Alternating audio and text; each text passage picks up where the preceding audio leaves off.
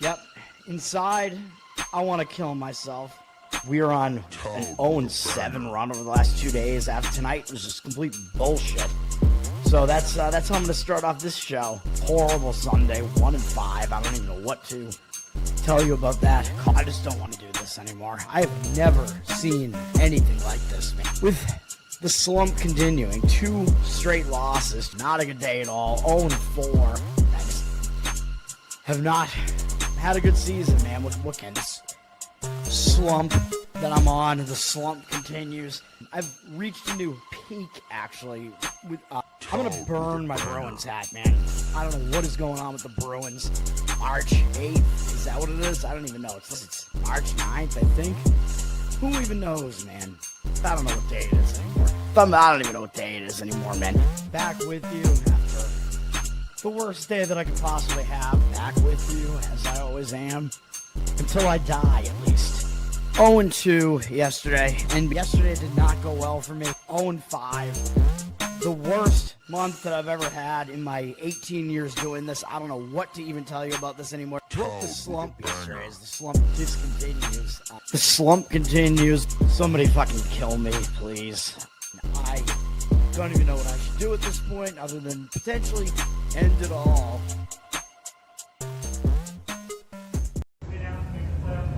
Playoffs? Don't talk about it. Playoffs? You kidding me? Playoffs? I just hope we can win a game. Another game. What's up, everybody? It's Toad back with you with Toadstool Sports. It is Tuesday. I don't even know what day it is, man. April 14th. The hot streak, continues. 10-day streak here where we have 9 winning days out of the 10, and the other day was a pass, so... the streak cannot continue like this, but we are on a 20-7 run right now on the show, so tell your friends, tell your lovers, yesterday it did go pretty well. I was hoping for the sweep yesterday, but the late game let us down big time. We did get the win. The first game that finished was the Sharks. They got the win.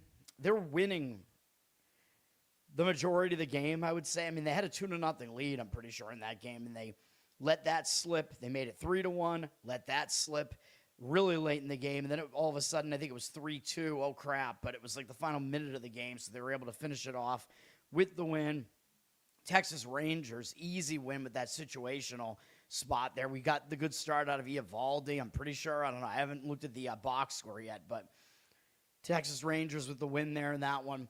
And Winnipeg was the loser. Winnipeg did not get there as they lost. I have to check some of these box scores real quick because I'm like, yeah, Eovaldi did pitch well in the game, it looks like. I'm going to look more into it later, but yeah, we got the win with that one. And then Winnipeg, yeah, they blew it big time. Well, they didn't blow it. They just had a horrible game.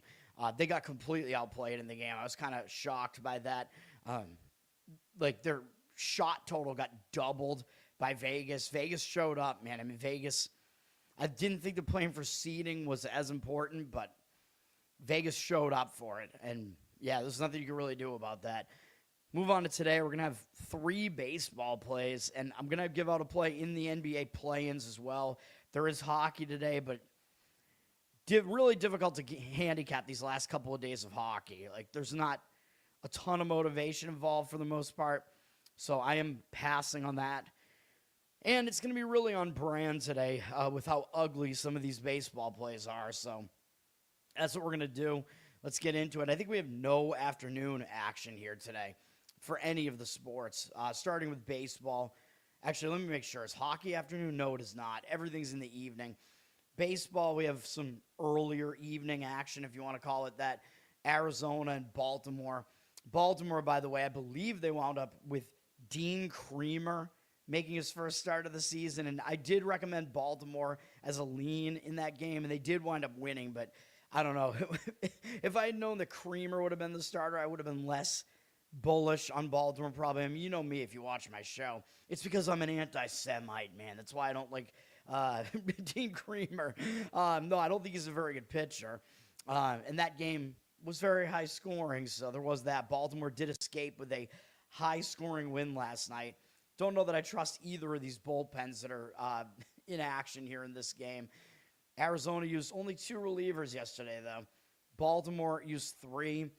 Still don't know that I would prefer the Arizona bullpen. I don't think I do, even though they're 11th in WHIP right now. Their ERA is horrendous. I don't buy Arizona's bullpen. I think they're bad.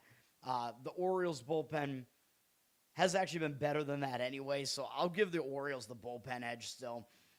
As far as the hitting is concerned in this game, the Orioles have actually hit well so far this year. They're 6th in OPS offensively. So the Diamondbacks, you'd think that they'd be better than they are. They have a pretty decent lineup, but they're 23rd right now. So the Orioles seem to have a lot of edges with the way things are going right now. And I think they probably have the edge in the starting pitching matchup here too. Hard to gauge. So Merrill Kelly is pitching for Arizona. He's making his season debut, and he's back with his former team, which is kind of interesting because he spent his entire career on Arizona until last year. I believe he was traded in the middle of the year, I want to say. Am I right about that? Did he get traded back to Arizona at the end of the year? I forget. But I know he was on Texas, and he did all right with Texas. But now he's back on Arizona, which is a less friendly pitching environment. However, now he's pitching in Baltimore, and he's making his first start of the season. And I can see it going both ways because Merrill Kelly is a veteran, and veterans, they're used to this type of thing. And a lot of times they will step up and get out there and give you a good performance when they're coming back, off of an injury or whatever the case might be. But then again, he hasn't made a start yet this season, and he's going up against Trevor Rogers. I keep calling him Ty by accident. Ty is a different player who might not be in the league anymore. Trevor Rogers does have games under his belt this season already, so that might be an advantage to him because he's already off and running. And sometimes that first start can be a little bit questionable. So it's difficult to really want to put your money on Kelly here, although I am actually going to be playing on a pitcher making his first start today. So, maybe I'm being hypocritical. But yes, Merrill Kelly is coming back from injury. He is an older guy at this point, but he's been pretty good throughout his career. Even when he was on Arizona, he was posting pretty good numbers, overall good career numbers. And yes, I was right. He was on Arizona last year. Then he got traded, and he spent the remainder of the season with Texas and actually wasn't quite as good, which kind of surprises me. But again, overall, he's a pretty solid pitcher, dude, and I don't know that there's any reason to expect any different, although, of course, when you're up there in age, that drop-off can be pretty immediate, so that remains to be seen. But he has not pitched yet this year. He's going up against Baltimore, like I said. His numbers are good against them in his career. Only 6 of their batters have ever faced them, and they're only 5 for 33 off him, although 3 of those hits are home runs. All 5 hits are Pete Alonso. So literally nobody else in Baltimore's offense has had a hit off of him. He's got 10 strikeouts, 1 walk against them, 152 average allowed, 631 OPS allowed. He does have good numbers against them. Trevor Rogers, though, has been really good this year so far. 1.89 ERA, 1.05 WHIP. I questioned him last year when he came back from injury or whatever it was, started pitching for Baltimore. I was like, what did Baltimore see in this guy? Now I guess we know because he was really good last year for Baltimore. He's picked up right where he left off, too. He was really good at home as well. I guess the one caveat you can see here is that he hasn't faced any really good offenses yet this year. But, Minnesota and Texas are hitting all right, sort of, this year. Still, I don't know. He hasn't faced like a gauntlet yet, let's say. But Arizona hasn't really been hitting well either. Overall, Rogers has been good. His strikeout rate is not as high as you'd probably want it to be at 14, but only 5 walks and 15 hits allowed in 19 innings. That's not too bad. The walk number's a little bit high. Against Arizona, he's done well in the past. They only have several hitters who have ever seen him. They're only 4 for 33 off him with 1 extra base hit, a Marte double, 7 strikeouts, no walks, 121 average overall, 273 OPS. My lean in this game is going to be the under. Probably not surprising there. I don't have it on my card. The total. Where are we looking at here? I was looking at Mitch Keller, not Merrill Kelly. Yeah, there it is. The total actually flipped to 8.5 juice to the over. You might actually be able to find a 9 on this, but yeah, my lean would be under. Although then again, I don't like the Arizona bullpen, so I don't know if I love Baltimore's bullpen either. Under first 5 innings kind of makes sense to me in this game as well if you wanted to do it that way. Just focus on the starting pitching here. The money is coming in on Baltimore for what that's worth on the side. They're at minus 143 now. 86% of the tickets, 99% of the cash on Baltimore. Baltimore did win, like I said yesterday, 9-7. Don't know if there's really any zigzag opportunity there. I think the zigzag is really less of a thing in baseball anyway. But the money is coming in on Baltimore. I'm not going to disagree. I mean, I think Baltimore has the better bullpen and probably has the starting pitching edge with the pitcher that's already pitched multiple times this year versus a guy coming in cold, So I don't disagree with Baltimore there. Maybe Baltimore is still the better approach in that game, but I'd lean Baltimore and first 5 inning under in that game, but not one that I love. Cubs at Philadelphia. Philadelphia got the win yesterday in a blowout, 13-7. You would think that maybe that means the Cubs are going to have a bounce back opportunity here because the Cubs are not this bad. Bullpen-wise, the Cubs only used 2 relievers yesterday. Philadelphia used 2 as well. Philadelphia's bullpen has actually pitched well so far this year. Believe it or not, they weren't that good last year. Their ERA doesn't look that good, but WHIP is 3rd. So their bullpen has been good, and it's been better than the Cubs, although the Cubs haven't been terrible in the bullpen department. They're middle of the pack right now. Phillies have been the better offense. The Cubs have just really struggled. Neither offense has really totally lived up to, I think, what they should be so far. We know there are good hitters in both these lineups, but they're both kind of middle-of-the-pack offenses, with Philadelphia 11th, Cubs 19th in OPS right now. I'll give Philadelphia an offensive edge anyway, though. I think at full strength, I do actually think they do have the somewhat better offense here. Starting pitching, I don't know what's going on with Chicago, man. They're using Riley Martin, who is a 28-year-old relief pitcher who has only made 3 appearances in his major league career all this year and all out of the bullpen. So it looks like he's going to be the opener, and actually, he might not even be start. Let me see. What's going on here? All right, well, pregame has Colin Ray listed as the starter here, which maybe makes more sense, but you might get Riley Martin opening for him, and I wouldn't really even bother handicapping Martin, really, because he's probably going to go 1 inning in front of Ray if that's the case. But keep that in mind that they might use Martin as an opener in front of Ray here. And if they do that, if you want to handicap it as if Ray is the starter because he's probably going to give you more innings there, but you're not sure if they're going to use that opener in front of him or not, you want to go action on this bet, you know what I mean? Which means that it'll count regardless of who actually starts, whereas the default bet is usually the starting pitchers listed must start, and usually I prefer that. But in this game, I would say you want to go action on it just because I don't think it changes the handicap that much if Martin is in there for 1 inning in front of Ray. We're going to handicap this basically like Ray is going to be the starter here. I assume he's going to give you more innings. He's been pretty good so far this year, 3.18 ERA and 1.15 WHIP. You know I'm not really a huge Ray fan, although he does have 10 strikeouts in 11 1/3 innings so far this season, 3 walks, pretty good numbers so far. Has only gone 5 innings in 1 of his outings so far. I think his other 2 outings are out of the bullpen, and then he had to replace the injured Cade Horton in the starting rotation here. Ray, he's been pretty decent against Philadelphia as well in the past, in 86 at-bats, 20-3 strikeout walk ratio, so his command numbers are good against them. 244 average allowed, 665 OPS. Not bad numbers there for Colin Ray, so I think he could do okay in this game. He is going up against Aaron Nola, who looks like he might be coming back from injury or whatever. He's been good so far this season. He looked pretty good at the end of last year, started turning things around. He's got a 3.63 ERA and 1.1 WHIP so far this year. Those are good numbers. 19-4 strikeout walk ratio and 15 hits allowed in 17 1/3 innings. That's pretty good so far as well. He just remains in good form right now. He's pitched well this season. Good numbers against the Cubs as well in a large 186 at-bat sample size. A few of their hitters have faced him quite a bit. 52-14 strikeout walk ratio.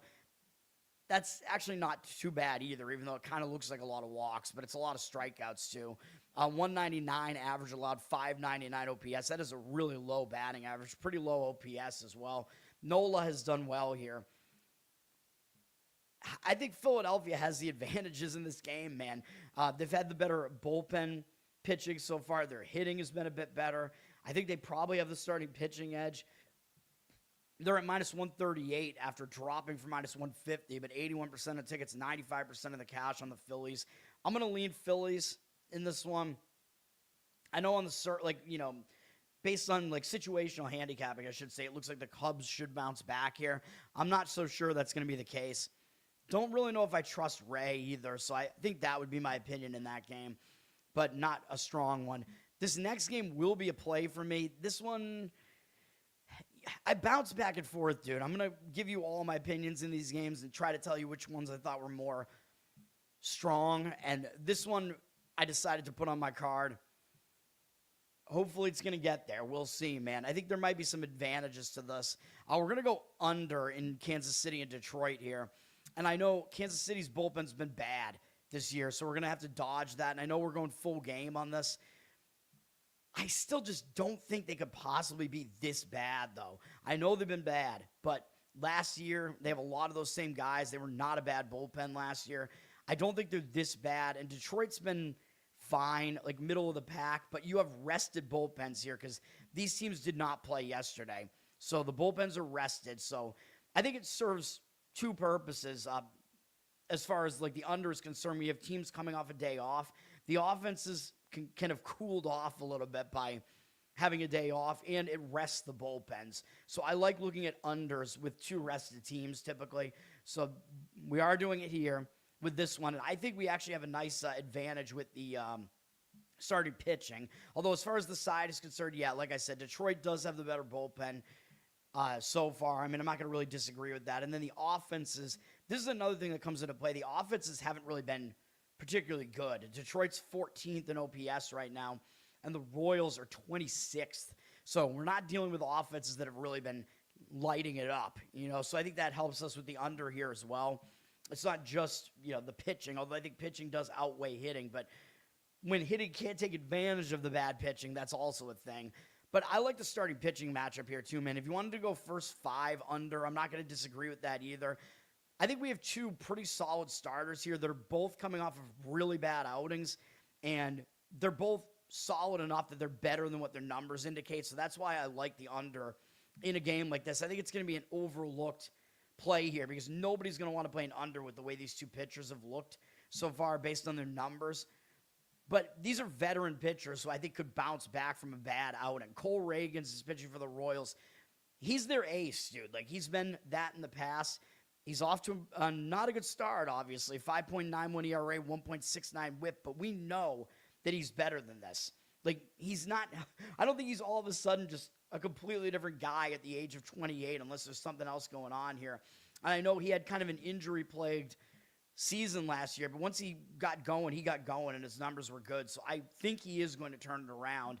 And he looked good in his second start, but then he had an atrocious start against Cleveland back on the 8th. But he only threw 18 pitches. He still did start on schedule. And a veteran like this, I think when he's coming off a really ugly outing like that, I think he's going to give you a much better outing in the next outing. Plus, he's going up against Detroit, and while, yes, they're very familiar with him because he's been in their division, he's done really well against them. It's 60 at-bats, 117 batting average allowed. They're only 7 for 60 off of him, and a 397 OPS. Those are really good numbers. The only concern is the walk number is way too high. 26 strikeouts is quite good, but 12 walks. So that's the one issue here is, yeah, he's issued a lot of walks to them, but otherwise I really like these numbers here. So I think he can come in here and give us a good start here. Framber Valdez is on the other side here. His numbers don't look good this season. 4.76 ERA, 1.47 whip. But I think he's better than what he looked like in his last game, too. He got shelled after in his first two starts. He only gave up one earned run across those two starts. He got shelled by this Minnesota team that is somehow lighting it up against everybody right now, even though I don't even think they're good. I'm going to give him a little bit of a pass for that. Now, I worry that his strikeout rate is down. That's been the one issue with him so far, really. 12 strikeouts in 17 innings. He's allowed 20 hits. That's a concern, but it was pretty much all because of that one bad outing against Minnesota. That's where 10 of those 20 hits came in. So I'm going to give him a little bit of a pass for that. 5 walks isn't exactly great, but Valdez, he does tend to be a little bit wild. He's got to get his strikeout rate back up, but he did have 10 strikeouts in the first 2 starts, so he's been good except for that start against Minnesota pretty much.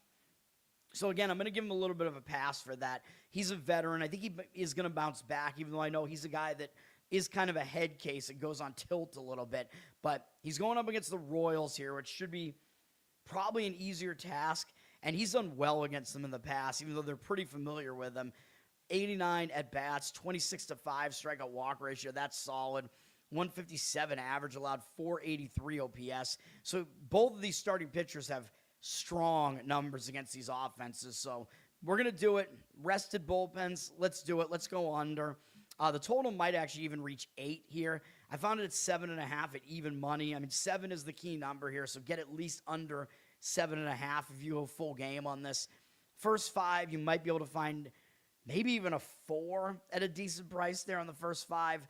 I don't hate that either if you are scared of the Kansas City bullpen, but at least they're rested, and I think there is room for them to improve. Like, I don't think they're absolutely a disastrous bullpen like some of these other ones are. 93% of tickets, 99% of the cash on the over. So it looks like a pretty public over here. And again, you see 2 pitchers with horrendous ERAs. Nobody's going to want to go under in a game like this. We will. Detroit is at minus 117. They are taking money. 66% of tickets, 92% of the cash on Detroit. So the money is coming in on Detroit. As far as the side is concerned, like situationally, Detroit is coming off a sweep of Miami and staying at home. I don't think that's really going to put them in a letdown spot. Kansas City coming off losing their last game to the White Sox and now going out on the road. I don't think it's a negative spot for Kansas City either. Like, I think it's kind of a positive spot for them. I don't really see that much of an angle for Detroit here, really. I don't love the side in this game. I can't really form an opinion on the side, but the money is saying Detroit for whatever reason. Maybe just because they're just overall the slightly better team, I think, and maybe getting just a little bit undervalued here. I think just generally, though, I think Reagans is probably a better pitcher than Valdez, though, when they're both in form, I should say. But anyway, yeah, I like the under on that game, and that's what we're doing there. Dirty Sock, what's up? Thanks for hanging out. All right. I've only gotten through a few games so far, man. This is going really slow so far. San Francisco at Cincinnati. These 2 teams also did not play yesterday. Cincinnati is staying at home, just lost to Anaheim at home, so could be a bounce-back spot for them. San Francisco's having to come in from Baltimore. Both teams were off yesterday, which does mean rested bullpens. As far as the bullpens are concerned, I think there's more room for improvement with the Giants bullpen. I'm looking at the offenses. Both offenses have been terrible so far. They're both in the bottom 4 OPS-wise. Although I think the Giants are legitimately a very weak offense. Cincinnati maybe not as bad as that, but they've both been bad so far this year. The Giants have not had a good bullpen so far. They're sitting at 20th in WHIP, but I think they should turn it around. Their bullpen was better, was one of the best bullpens last year, and I don't see why they would be that much worse this year. Again, it's early, but you never really know how it's going to shape up. Cincinnati's had the better bullpen so far at 12th. Their bullpen's actually pitched pretty well so far, even though they play in a hitter-friendly ballpark, which is where this is. But I think you might be able to trust both bullpens enough here if you're looking at, going with an under or something like that here. But, I mean, that's not really what my opinion would be in this game. I'm just saying, generally, I think the bullpens are somewhat trustworthy here, and they're rested. Robbie Ray is pitching for the Giants. He's had a good start to the season. 2.08 ERA, 0.98 WHIP. He pitched well last year until he started to struggle later in the season. I think maybe getting named to the All-Star team threw him off. I don't know exactly what happened there, but his strikeout rate's good, more than 1 per inning. He's only allowed 11 hits in 17 1/3 so far, pitching well. And he's gone up against Yankees, Mets, Phillies. Not easy opponents to face, man. The only concern with him really is that he walked 6 guys over those last 2 outings, but he still didn't allow many runs, so he is pretty much in good form. You want to see that walk number go down, though. Against Cincinnati, decent numbers in 45 at-bats. They don't have that many hitters who have even seen him. They have 6 hitters who have faced him before. 20 strikeouts and 4 walks, so almost half of their at-bats have been strikeouts. That is a pretty crazy rate there and ratio. 200 batting average allowed to them. 732 OPS is a bit high. Suarez does have 2 home runs off him, so that's part of the reason why that OPS is that high. It's still not that bad, though. Like, I think Ray is generally probably fairly trustworthy here. Maybe the same thing cannot be said about Brady Singer, who is not off to a good start for the Reds. 7.71 ERA, 2.06 whip. That is awful. He's only made it 5 innings once so far, but he got completely blasted in his last outing against the Mets. Maybe he won't be as bad in this next one. He's coming back home, and I believe last year he actually did pitch pretty well at home, even though it's a hitter-friendly park. Yeah, he was actually significantly better at home last year. 3.29 ERA at home versus 4.88 on the road. So he might be a little bit more trustworthy at home here. 13-3 strikeout walk ratio is not bad. More than 1 strikeout an inning this year, that's not bad either. Just 21 hits allowed is unbelievably bad. And most of it is, again, because that last start he got lit up by Miami. He should be a bit better here. I think he's a mediocre pitcher, but he's definitely better than his numbers would suggest, at least. And he's going up against a pretty weak Giant offense here. But he's been terrible against them in 47 at-bats. 8-0 strikeout walk ratio is good. Matt Chapman has absolutely wrecked him. 7 for 10 with 2 home runs off him. Arias is 8 for 19 off him. Those are some crazy numbers. He's allowed a 426 batting average to them and 1,149 OPS overall. I mean, it's mostly those 2 guys doing the damage, and then Devers also 4 for 11 with a home run. So, yeah, generally I am still going to say, yeah, even though it's kind of a small sample size, Singer has not done well against the Giants. I'm gonna lean Giants in this one, but the money is completely disagreeing with me. Maybe Giants first 5 if you really don't trust their bullpen, although I think their bullpen is not that bad. 51% of the tickets, though, are on the Giants. It looks like the public sentiment is kind of that the Giants are going to bounce back. I don't know, man. Or they just don't like Cincinnati. 86% of the cash on Cincinnati, though, but still, yeah, I mean, I don't know, man. Maybe Ray is being a little bit overvalued in the market, or Singer's being undervalued here. Maybe that's why the money's coming in on Cincinnati. I don't know, man, but analyzing that matchup, I kind of lean Giants. Washington at Pittsburgh. Pittsburgh destroyed Washington yesterday, 16-5. I don't think Washington is that good. I don't think they're anywhere near as good as their record looks. Will they bounce back from a blowout loss? Maybe. I mean, when a team blows a team out and then they play that team again, a lot of times that team that won will overlook that team in the next game. Washington, 3 relief pitchers used yesterday. Pittsburgh used 2. Both of these bullpens have actually been bad this year. Washington's is legitimately terrible. They're 3rd worst right now in whip, but I believe they have the worst bullpen ERA out of any team. They're bad. They're definitely bad. Pittsburgh has not been that much better at 26th overall, though their bullpen ERA is better than all the other teams surrounding them, but their whip indicates that their bullpen is not good. Offenses have both been good. Washington 4th in OPS and Pittsburgh 7th. So it's shaping up to look like this should be another high-scoring game if you just look at that. And then if you start looking at the starting pitchers, it kind of looks that way too, with Miles Mikolas pitching for Washington. He's been awful this year. I mean, he's not good. He might have to retire, dude. 12.41 ERA, 2.35 whip. That is very bad. Of course, it's getting skewed a little bit by one absolutely atrocious game against the Dodgers, but he's been bad anyway. Like 11-7 strikeout walk ratio overall, 22 hits allowed in 12 1/3. His other starts besides that Dodger one were not exactly good. He's not good. I mean, I don't think I need to belabor that. He sucks. Going up against, he's on Washington. Who are we looking at here? Pirates. Going up against the Pirates. Yeah, they've hit him pretty hard. He's been in their division in the past because he was on St. Louis for a long time. 99 at-bats, 25-6 strikeout walk ratio is actually not bad, but 303 batting average allowed, 875 OPS allowed to them. Brian Reynolds, 15 for 44 with a home run off him, and Ozuna, 6 for 15 with 2 home runs off him. They've combined for 4 walks off him as well. So, yeah, Mikolas definitely could get lit up here in this game. Bad matchup numbers. Washington, bad bullpen. Pittsburgh's got Mitch Keller on the mound, and I told you, I think he's pretty good. He goes under the radar. People don't realize that he's pretty good. He's got a 1 ERA so far this year, .94 whip. Do I think he's that good? No, I don't. But he is off to a good start here. The one issue is the walks. He's got 5 walks in 18 innings. That's not great, but he's only allowed 12 hits. Also not a strikeout pitcher, though. 11 strikeouts. Like, I like guys that strike more guys out, and he also allows a lot of fly balls, which I don't love.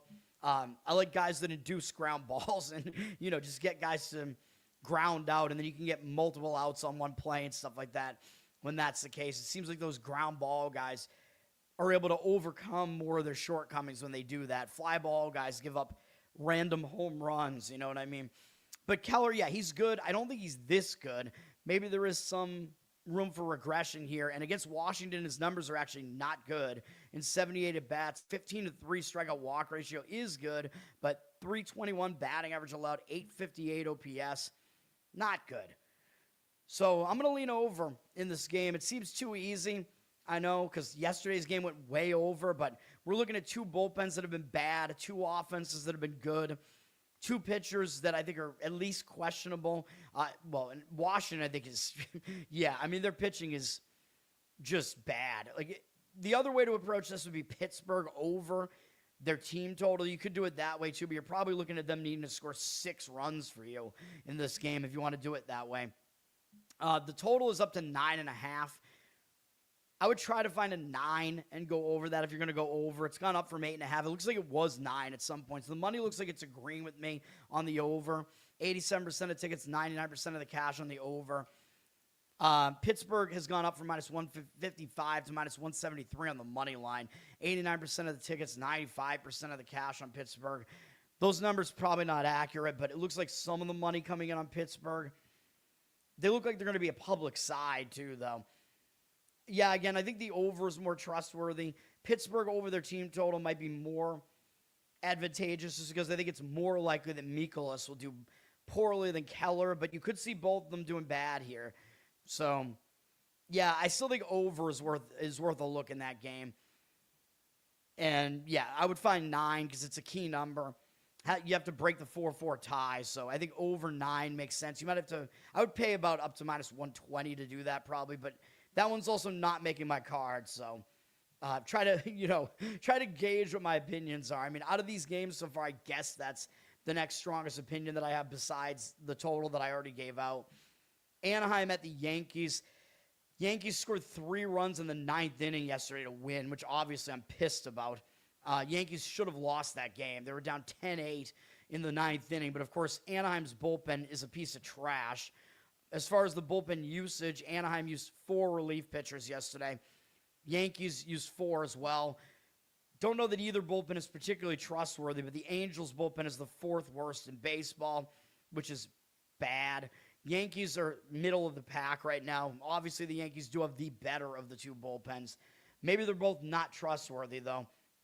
Offensively, Yankees middle of the pack, I need to look at hitting here. Yankees still middle of the pack, though. They're 12th right now in OPS, although we know they have a very potent lineup, though. Anaheim's in the middle of the pack as well, with Mike Trout somehow healthy right now, and I believe he hit 2 home runs yesterday. I think Judge did as well. A lot of offense going on here. But again, this game could be more offense. Like, you think, situationally, if one game goes way over the total, you'd want to kind of fade that and go under in the next game. But in baseball, that's not necessarily the case because when a game went over, that means a lot of the bullpen probably came in.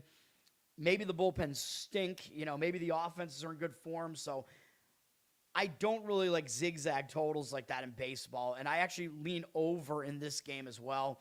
The starting pitching matchup is also not a very elite one. Reed Detmers is pitching for Anaheim. He's got a 4.6 ERA, 1.28 whip.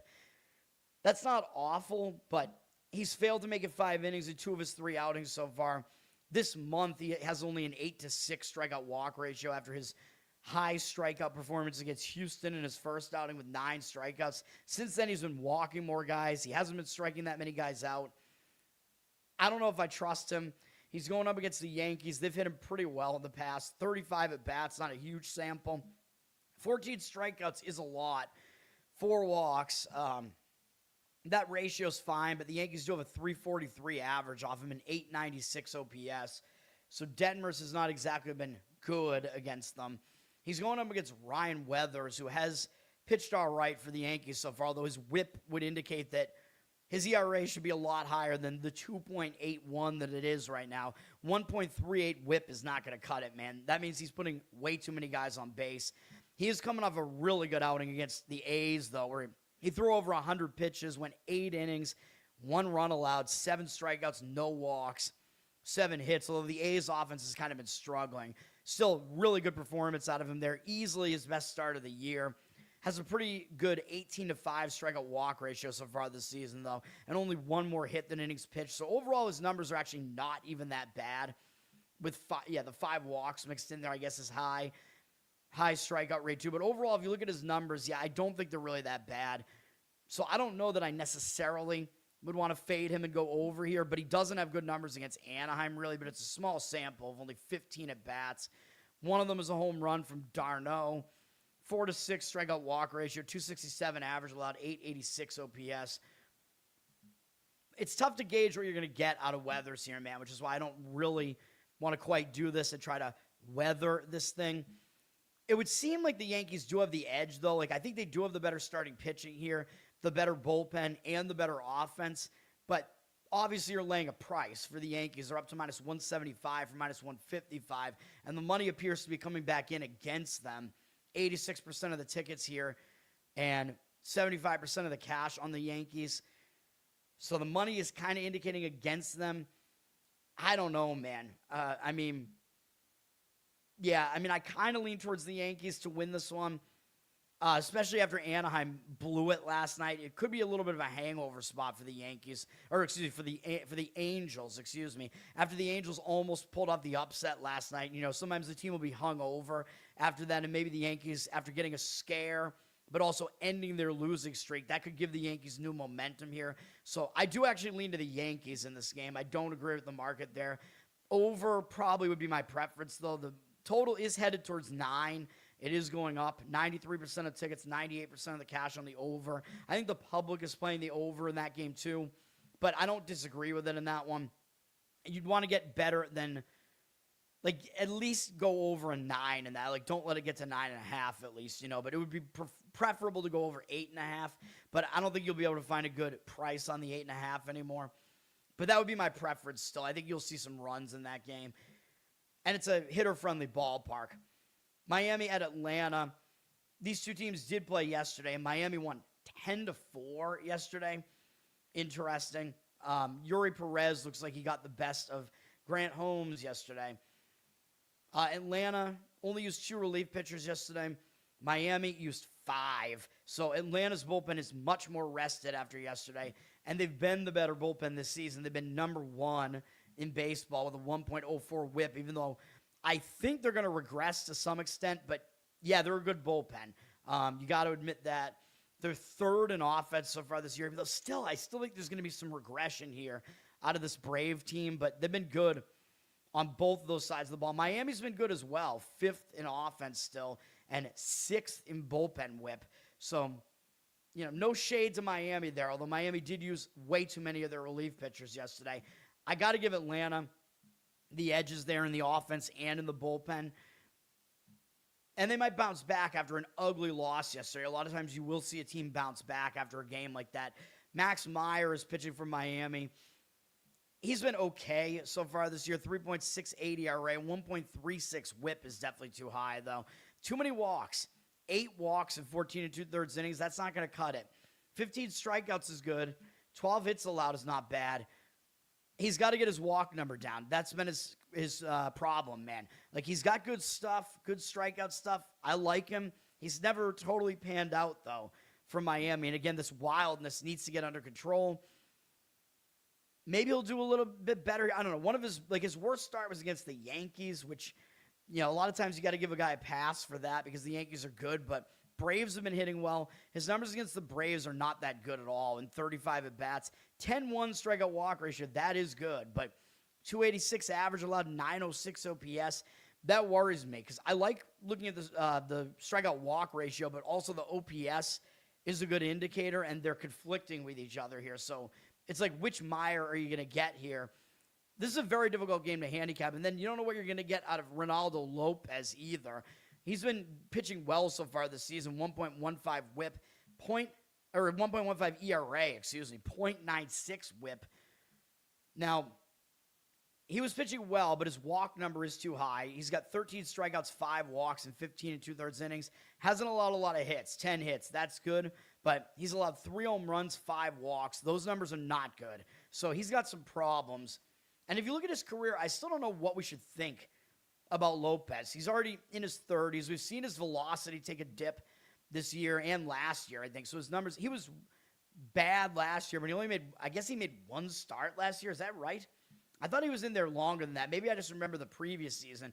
The previous season was the best season of his career, starting most of the way for Atlanta. But that almost looks like more of a fluke because his other seasons that he started earlier in his career for the White Sox were, one was pretty good and one was not good at all.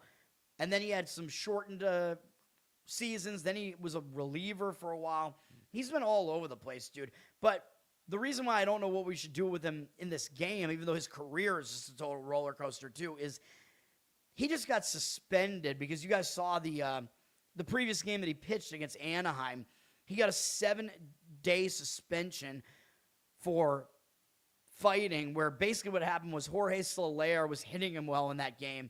He threw at Soler, but he did one of the things where you throw above the guy's head, you know what I mean? And it went over the catcher. People saying, oh, he didn't throw at him. That's bullshit. He definitely did. It was one of those things, to make a statement. And then Soler wound up rushing the mound, charging the mound. A brawl ensued. The bench is clear, but Lopez held the baseball in his fist and tried to punch Soler in the face with the baseball in his hand. That could cause some real damage, man. That's actually assault. So I don't think Lopez should even be pitching right now, man. I really don't. He got his suspension dropped to 5 days instead of 7, too, which is ridiculous. He appealed it. Either way, it pushed his start back by 1 or 2 games. I don't know exactly what it did.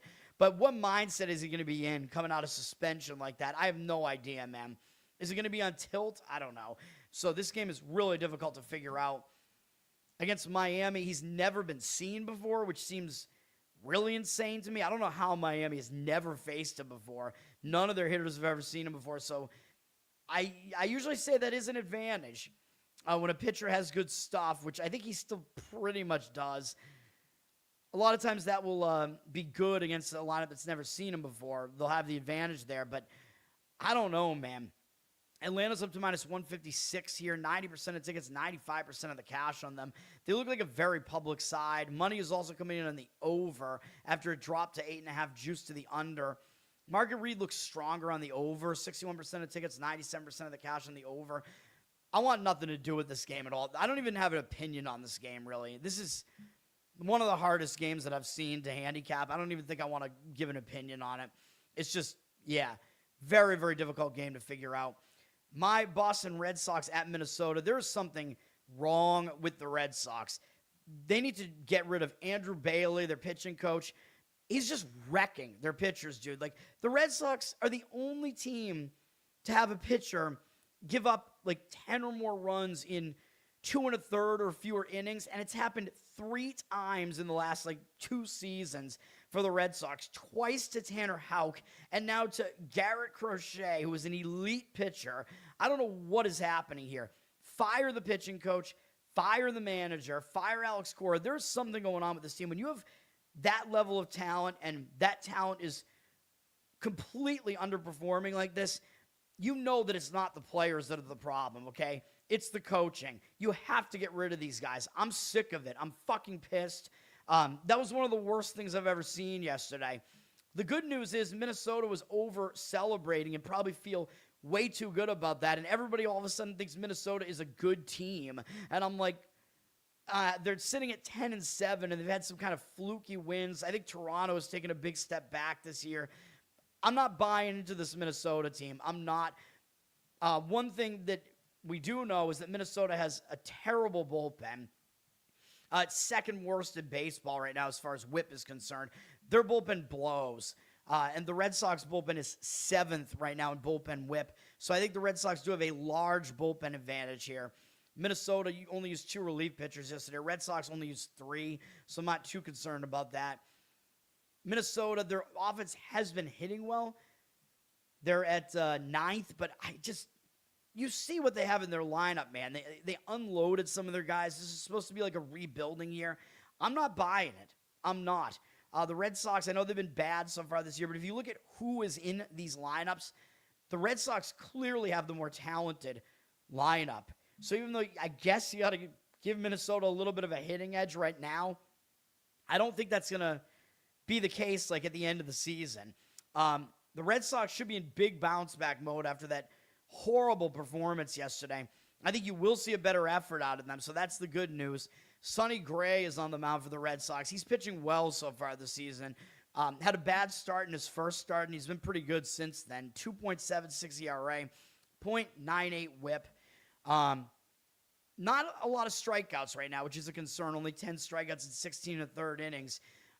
His velocity might be down as he's getting towards the end of his career, but he's only walked 3 guys and given up 13 hits in that span, so he's not putting a lot of guys on base. He's been good in his last 2 starts, like I said. Just, you'd like to see him striking more guys out is the only thing. But maybe that's not what he needs to do. He's getting a lot of ground ball outs. He looks fairly good right now. Against Minnesota, his numbers are just okay. In 54 at-bats, 9-4 strikeout walk ratio. Larnach has 2 home runs off him, so he does kind of need to pitch around him. Nobody else really does that much damage against him, though. 259 batting average allowed, 773 OPS allowed. I think you will get a better effort, a better performance here from Gray. Mick Abel is pitching from Minnesota. I don't know that this guy's ever going to be that good, man. He was a prospect for the Phillies. They got rid of him at the trade deadline. There might not be a whole lot to see here with Abel, man. He hasn't been able to really do anything. I'm going to make that joke every time. 6.08 ERA, 2.1 whip. That's some bad stuff. He's walked at least 3 guys in all 3 of his outings so far, leading to a 13-10 strikeout walk ratio. And on top of that, he's allowed way more than 1 hit per inning. This is bad. Now, he is coming off a shutout performance against Detroit. He threw over 100 pitches, though, which I should have called more attention to that when I talked about who was it? One of these other pitchers just threw 100 pitches in their previous outing. I think it might have been Weathers. I forget. But when a guy isn't used to it and they throw over 100 pitches, like for the first time in a season, and it's well over their usual pitch count, sometimes they will be a bit tired coming into the next game, and it could be kind of a bit of a letdown. I don't like his fly ball rate either. He allows a lot of fly balls. That's a problem. And again, his walk number is just really bad. And he is coming off a shutout of Detroit somehow. 6-inning shutout, even though he walked 3 guys in that outing. I think he could have a letdown here, man, after that game. I think that game might be a little bit more of a fluke rather than that he's, sort of trending in the right direction here. Now, the Red Sox have basically never seen him before. Kiner Falefa faced him last year and was 1 for 2 off him with a single and a strikeout. So there's really not a whole lot to see there, but I'm going to lead Red Sox here. I think it's a bounce back spot for them. I think Gray is the more trustworthy pitcher here. Red Sox have the better bullpen as well. I'll lean that way. Minus 130 is the price right now. Red Sox are favored on the road for a reason, man. They're the better team, and they have the better pitcher here. 60% of tickets, 82% of the cash on the Red Sox. I know having the better pitcher didn't do anything for them last night, but I still think that was very, very fluky. This doesn't make my card, but as far as what I've talked about so far, this is one of my better opinions, I actually think. I would lean Red Sox in that one, like I said. Tampa at the Chicago White Sox. This is going to be one of my bets, and I changed my approach for this game. I was going to go with a total on this game. I was going to go under, and then as I kind of thought about it more and looked at it more, I flipped, and we're going with the White Sox money line in this game. I know, it sounds insane. Yeah, the White Sox, they've been really bad over the last couple seasons. I do think they're a little bit less bad this year. And if you like this one, you're really going to like the last play that I have. The White Sox, both bullpens are rested. Neither team played yesterday, so that's kind of where we start. So we do have rested bullpens, which is part of the reason why I was considering an under. Also, the White Sox have been really bad offensively. Yes, they're the worst offense in baseball right now. So we do have to deal with that with this play here. I understand that. Tampa Bay has hit well. They're 10th in OPS right now, but I don't think their offense is really as good as that makes them look, which, again, kind of lends itself towards an under. I know I was thinking under in this game, but then I started looking at the situation, and I'm like, maybe not. Well, we got to look at the bullpens here as well. The bullpens, Tampa has been pretty bad bullpen-wise, like worse than the White Sox, actually. Tampa Bay has one of the worst bullpen ERAs, second worst in the league. They're like sixth worst bullpen whip-wise. White Sox, I understand they're not much better, but they are at least slightly better than that in the bullpen. So I think maybe you have to give the White Sox a slight bullpen edge here. It is close. I mean, if we're looking at what they did last year, yes, Tampa should eventually have the better bullpen, but the way they pitched right now, not the case, but we're kind of going situational on this. Tampa Bay is coming off sweeping the Yankees, dude. And they won every game by a small amount. So they're playing dramatic game after dramatic game against the best team in the AL East, probably the best team in the AL. That's crazy. Whenever you do that, that's huge, dude. Tampa, like, when was the last time they swept the Yankees? I don't know. And that was in their first homestand back in Tropicana, too. Now they're leaving again to go back out on the road. I don't think that's a good thing, man. That was a great series for them there. Now, they're going back out on the road where I don't think they've been quite as good here. I'm trying to eyeball what their record is on the road. I think it's 5-5. So it's not horrible. But, yeah, I think they're in a letdown spot, dude, coming off of that. And they have a day to kind of think about it and bask in it. And a lot of times when you start a road trip, you will start out with focus. But you're coming off a sweep of the Yankees, dude. How excited do you get about playing the White Sox? Really? Like, I don't think you get that excited about. Oh, my mistake. The Rays are 4-5 on the road. White Sox 3-3 at home, by the way. So the White Sox have been much worse on the road. Now, I know the White Sox are returning home, but they only had one series on the road there in Kansas City. So I don't consider that to be a long road trip return spot. Yeah, it was a big series, divisional series. Yes, they did get the win in the final game. But the good thing about that is it ended a 2-game losing streak. So maybe they do have a little bit of momentum off of that. Again, I know they're returning home, but a return home from Kansas City, they've done that plenty of times. It's really easy and not from a long trip, so I don't think this is going to be a distracted spot for them. So I think it is a letdown spot for the Rays. Then we're going to look at the starting pitching matchup here. Shane McClanahan is pitching for Tampa. He's been decent so far, 4.15 ERA, 1.15 whip.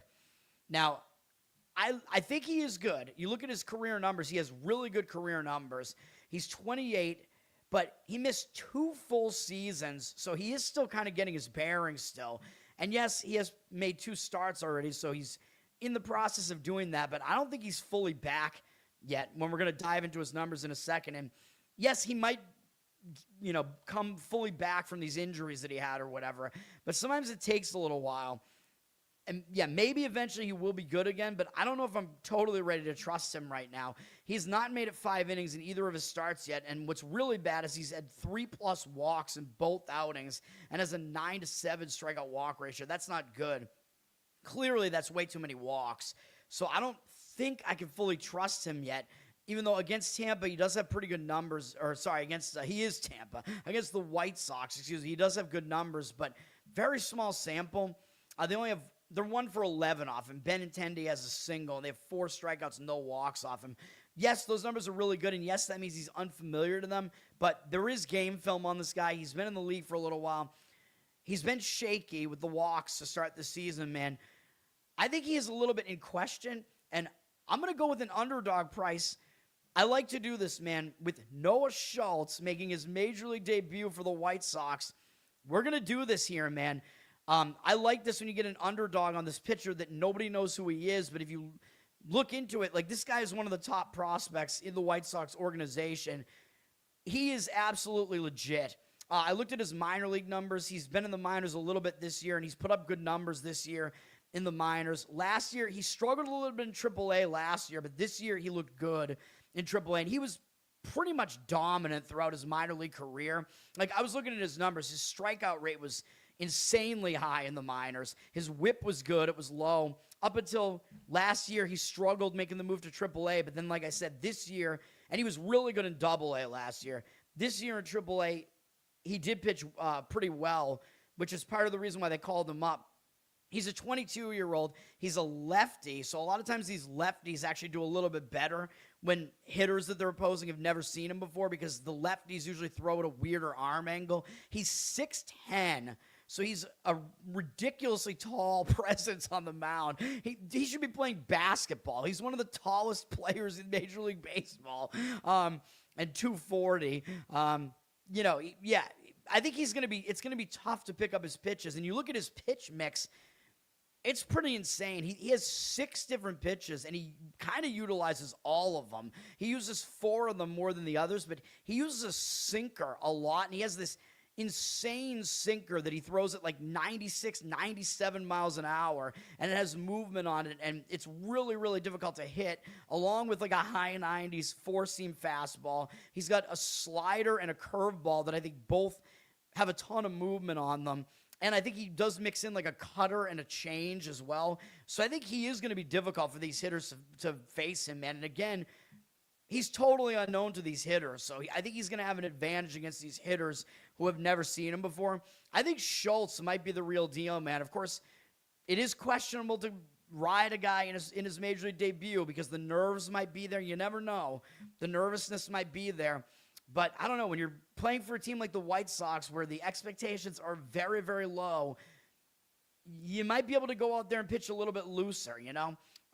And by the way, he's pitching in front of a home crowd here because he's from Naperville, Illinois. So how good is that? I think that helps him a little bit more. That probably means his family, friends are going to be at this game. That's going to help him out a lot, I think. So I didn't even actually think about that. I didn't even consider that, but I think that is worth considering, that that's going to actually help him in this outing because he's pitching in Chicago here. So, this is the dream for him, baby. He's pitching for the local team here. So, yeah, we're going to do it. We're going to take the White Sox in this game. Tampa looks like they're getting some of the money with 82% of the tickets, 98% of the cash on them. They dropped from -145 to -133, though. Money is coming in on the under. I do agree with the under as well. 79% of tickets on the over, 55% of the cash on the under. It's a total of 8 or 7.5 here. You do have rested bullpens here, even though the bullpens are pretty untrustworthy. So if you wanted to go under first 5, you could do that too. Generally, yes, I agree with the under. But again, I prefer the White Sox. When I kind of thought about this more and looked at what the situation was and looked at McClanahan just kind of being shaky so far this year. Shaky like he's got Parkinson's, man. We're going to do it. White Sox is the play in that game. Money line. If you want to go first 5 inning White Sox, you could do that too. But again, I don't think they have a major bullpen disadvantage here. So their main disadvantage is their offense. But I think good pitching counters good hitting. I think it overtakes good hitting. All right, we got to get this. Dude, this is going to be one of my longest baseball analyses that we've had so far. It's going to go way more than an hour. Toronto at Milwaukee, I considered making this game a play. And if you look at the starting pitching, you might know where I'm going with this. And the fact that both teams did not play yesterday. Now, Milwaukee, they're staying at home, and they've lost 5 straight games, including losing 3 in a row at home to Washington. And Milwaukee was a huge favorite in every one of those games. You got to think this is a bounce back for Milwaukee. They're not this bad. So I think they will show up with focus here. They're going to have a rested bullpen here as well. So will Toronto, although if you look at the bullpens, Milwaukee has the better bullpen here, although I think they've fallen off a bit. They're actually 19th in whip now, which is not great, although their ERA is a bit better than that if you want to count that. But Toronto's bullpen has really struggled so far, even though they're actually above them in whip. But I think Milwaukee does have the better bullpen here. So I'm going to give them a slight bullpen advantage there. Offensively, Milwaukee has hit pretty well. They're 8th right now. And the Blue Jays have struggled a little bit. They've had some injuries to deal with. They're at 18th right now in OPS. So I'm going to give Milwaukee an advantage there too. So it does sound like there's some advantages for Milwaukee here. Now, Toronto, I think they're also in a focus spot, though, because they just lost twice at home to Minnesota. Pretty ugly losses for Toronto there. it might be good for them to just go out on the road, focus. So I think this is a focus spot for both teams coming off some pretty ugly losses. So I think that's kind of a wash. It's a good spot for both teams here, which might mean that you're going to get more focused defenses and pitching here. And again, the offenses might cool off a little bit having yesterday off. Kevin Gausman is pitching for the Blue Jays. He's off to a really good start this season, 2.08 ERA, .63 whip. Now, I don't think he's going to continue to be this good, but he is pretty good. He has a ridiculous 26-2 strikeout walk ratio so far this season in 17 1/3 innings with only 9 hits allowed. But he did struggle a little bit more in his last outing, but it was also against the Dodgers. So maybe give him a little bit of a pass for that because we know the Dodgers are elite on the offensive side. Now, this is going to be his first road start, though, so maybe that's a little bit of an issue that he hasn't pitched away from home yet. Last year, he was actually better on the road than at home, though, so it might not be that big of an issue.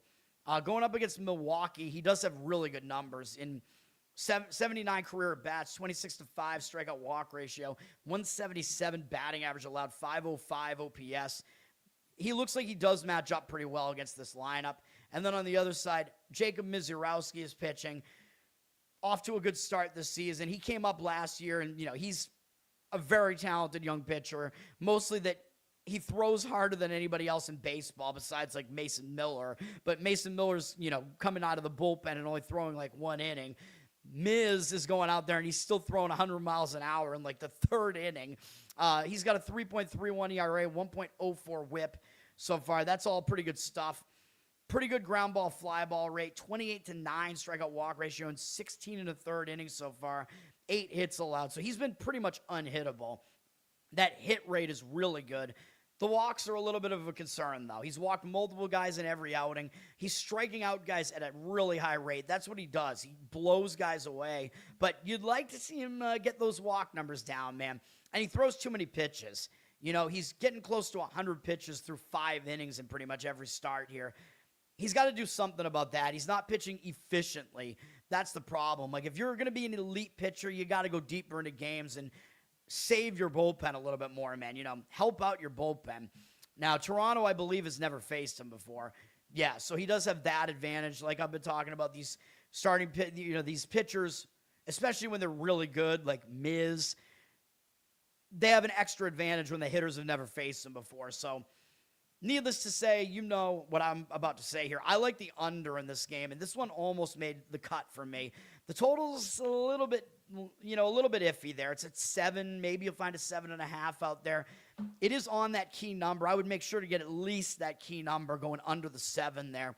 That is the way I would lean. You do have rested bullpens. The bullpens are a little bit questionable, though, so that's kind of where I was kind of like, I don't think this is good enough to put it on my card right now. Does that mean I can never give out, an under with these two teams? I don't know, but the more I thought about it, I was like, well, Miz doesn't go deep into games. I don't know. Maybe the fact that the bullpens are rested will help out, though. Like, I do still lean under. I just don't think it was strong enough. If you want to go first 5 under, you could do that, too. Maybe that's slightly preferable. We don't really see percentages here on the total yet, so I don't really know. But under, in some way does make sense to me in this game. I like the starting pitching matchup quite a bit there. First 5 innings, you're probably looking at about a 3, though, in that game with how well those pitchers have pitched. Milwaukee looks like they're taking the money on the side. They're up to -123 from -105, 83% of the tickets, 94% of the cash on them. So do with that information what you want. It looks like Milwaukee is getting the money in that one. I don't have a great opinion on the side in that game. I do think, I guess I do kind of agree with it because Milwaukee, I think, is coming off the more embarrassing games, staying at home. And while I don't think they have a huge starting pitching edge here, I think their bullpen is probably the better one and their offense is probably better. So I guess I'll agree with that. Garrett, what's up, man? Good to see you again. You're not going to like what I have to say about the Hornets game here. Which I'm going to get to I'm doing NBA at the end of the show. We got to go through some boring NHL first here. But I got to finish. I have one more baseball play to give out here too. And it's not in this game. Cleveland and St. Louis here. I'm hearing a bunch of beeping. I think it's like my washing machine or something. I forgot I must have been running that. I don't know. I forget. Anyway, these teams did play yesterday. Cleveland won 9-3 yesterday. So you might argue there's a bounce back opportunity for St. Louis here, although I really don't think St. Louis is a good team. Looking at the bullpen usage for the teams yesterday, Cleveland used 4 relief pitchers, which is not good. 3 for St. Louis, although I think St. Louis has the inferior bullpen here. I'm looking at the offense first, though. I apologize. I'm not segueing well here. Cleveland has the 16th best offense right now. St. Louis 20th. I don't think either offense is that good, but I think I do agree. St. Louis, they're really kind of in a rebuilding year, so I'll probably agree Cleveland does have the slightly better offense here. Bullpen-wise, I think Cleveland's is the better bullpen, but right now, not great. 18th in WHIP, and their ERA looks a lot worse than that. But the Cardinals are still worse in both WHIP and ERA. They're 21st bullpen-wise. Their bullpen is pretty much stunk this year. So I do think Cleveland has the better bullpen here, even though they're not quite as rested. I think they still have a bullpen edge. Cleveland has Joey Cantillo pitching here. Decent numbers to start the season, 2.45 ERA, 1.23 WHIP. You'd like to see that whip be a little bit better. It's too many walks, dude. Multiple walks in every start. Hasn't gone deep into any start yet, but Cleveland has won all 3 of them. He hasn't allowed that many hits. He has a high strikeout rate, 20-7 strikeout walk ratio, and 14 2/3 with 11 hits allowed. Everything's pretty good here except for the walks, dude. That's the thing. He's got to get that wildness under control here and pitch a little bit more efficiently, maybe. Although they have been pulling him around the 90 pitch mark here. They don't want to, blow out his arm, I guess. We don't have Dusty Baker managing anymore. But yes, I think his ceiling is high. I think he has the higher ceiling out of these 2 starters. I think he has the better stuff. And St. Louis basically has never faced him before. Urias is the only one who's faced him, and he's 1 for 2 with a strikeout off of him, and a single was the hit. So I think Cantillo does have an extra edge there, not having been seen before by that lineup. Michael McGreevy for St. Louis, he's basically been their best starter this season, which sounds insane. McGreevy, again, as I sometimes say, sounds like he should be in Boston, baby. Bring the Irishman over here. 2.16 ERA, 0.78 WHIP. Those are solid numbers. He's not a strikeout guy, but he really is keeping guys off the base paths, and he's not allowing many runs. He's gone 6 innings in 2 of his 3 starts, 10-2 strikeout walk ratio. He has good command, but again, he's not I think Cantillo, obviously, Cantillo has the way better strikeout stuff. So I don't know if I fully trust McGreevy, but he's only allowed 11 hits in 16 2/3 innings so far. Don't like his fly ball rate. It's higher than his ground ball rate, but he might have an extra edge here because Cleveland has never seen him before. So both pitchers have that advantage of never having been seen before by the opposing hitting. You might think, well, that means under. I don't know about this game, man. I just don't know what to think about these 2 starters. I think this game is very difficult to handicap. 64% of tickets on the under and 64% of the cash on the over, even though it dropped off that key number of 9 down to 8.5 here. I don't know, man. I don't know about the total in that one. It looks like the money's coming back in on the over after dropping it off the key number 9. I could see the arguments for it because both bullpens could be a little bit questionable here, but I don't know if I think I would probably lean under, though, in that game based on the unfamiliarity with the pitchers there. The fact that both pitchers could actually do pretty well here. Maybe under first 5 is a little better to avoid the bullpens, especially St. Louis with how bad their bullpen has been. Under first 5 makes sense. The money's also coming in on Cleveland. They're at minus 115 here, 79% of tickets, 98% of the cash on them. I don't think I disagree. I think Cantillo, you could argue, has a little bit of an advantage because I think just his ceiling is higher, but I think Cleveland has the better bullpen and offense here, so I don't really disagree with Cleveland there, although you could argue for maybe a bounce back from St. Louis there. You think Charlotte's going to win? I am going to they might, but I'm going to push back on that. Yes, sir. Braves, I did talk about the Braves game already. I found that game to be almost impossible to read. I did not have a good opinion on the Braves game at all. I have basically no opinion on it. But I shit on Ronaldo Lopez, though. I think he's a complete asshole and a fat, tired fuck, and I think he should be out of the league. Colorado at Houston. This is my last play. I told you this is going to be ugly, so you probably know what it is. We're getting so ugly today that we're going to have plays on the White Sox and the Rockies here. But allow me to explain We're going to play the Rockies. If you want to go just run line on this, you could do that. But it was out there at minus 130, so I was like, let's split the bet. Like, even if you do it at minus 130, I'd say you should probably put some amount on the money line here at plus 160. If you want to go all money line and put just less money on it to win more, I think there's an okay chance that Colorado gets this win. So you could do that, but we're going to go a little bit more risk averse here, and I can show you the good old Johnny Ma baseball run line calculator here.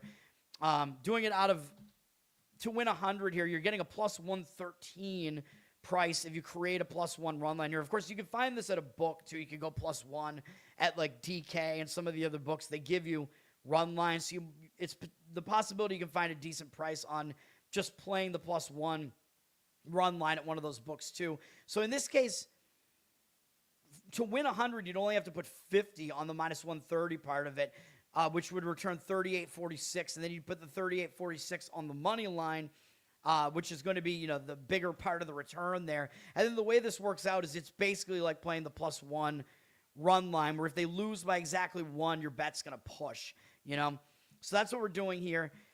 Now, this is all to do with the situation, pretty much. We're going with situational plays here. Houston is in the worst situation out of any team today, dude. They're returning home from a road trip that was 3 series long, including 1 4-game series where they had to play yesterday in Seattle. And while Houston, they've lost 8 games in a row. So everybody's going to be like, oh, now that Houston's back home, they're going to bounce back, right? Because they've been better at home. I think 5 of their 6 wins have come at home. So, yeah, they should be better at home, right? I don't think that's how it works, man. You know what I always say with these daily sports here. When teams return home from long road trips, it's a distraction. You have to get back to home life. You got stuff to do. I mean, how excited are you going to get to play the Colorado Rockies? Probably not that excited. I think this is a bad spot, dude. And, again, Houston has no rest because they played yesterday in Seattle, and they're having to travel back to Houston from that. From a big divisional series where they had some dramatic finishes in the game. Not last night, but even so, or they played yesterday in like the middle of the day yesterday. But even so, this is a horrible spot for them. And they're going up against a Colorado team that didn't play yesterday. So now Houston did, although they did save their bullpen. They only used France out of the bullpen. So, yeah, Houston's bullpen is rested, so that does take a little bit away from it. But still, they have to travel with no time off here, whereas Colorado, they just got swept in San Diego, and they're continuing a road trip. So I think this might be more of a bounce-back spot and maybe advantageous spot for them because they had rest. They didn't play yesterday. They're coming in off getting swept. Now, the one thing is, the one thing I do worry about here besides everything I just said is that this is a revenge spot for Houston. So that worries me a little bit because Colorado just swept Houston in Colorado. But maybe Colorado matches up well against them. I don't know. Like, usually when I see this, I'm thinking I want to go with the team that got swept. Like, it's the recent revenge angle. You know what I mean? But I don't think Colorado's going to overlook Houston because that's the thing. That recent revenge thing, the angle is that the team that won is going to overlook that team. But do you really think Colorado's going to overlook anybody after they just got swept by San Diego? I don't think they will.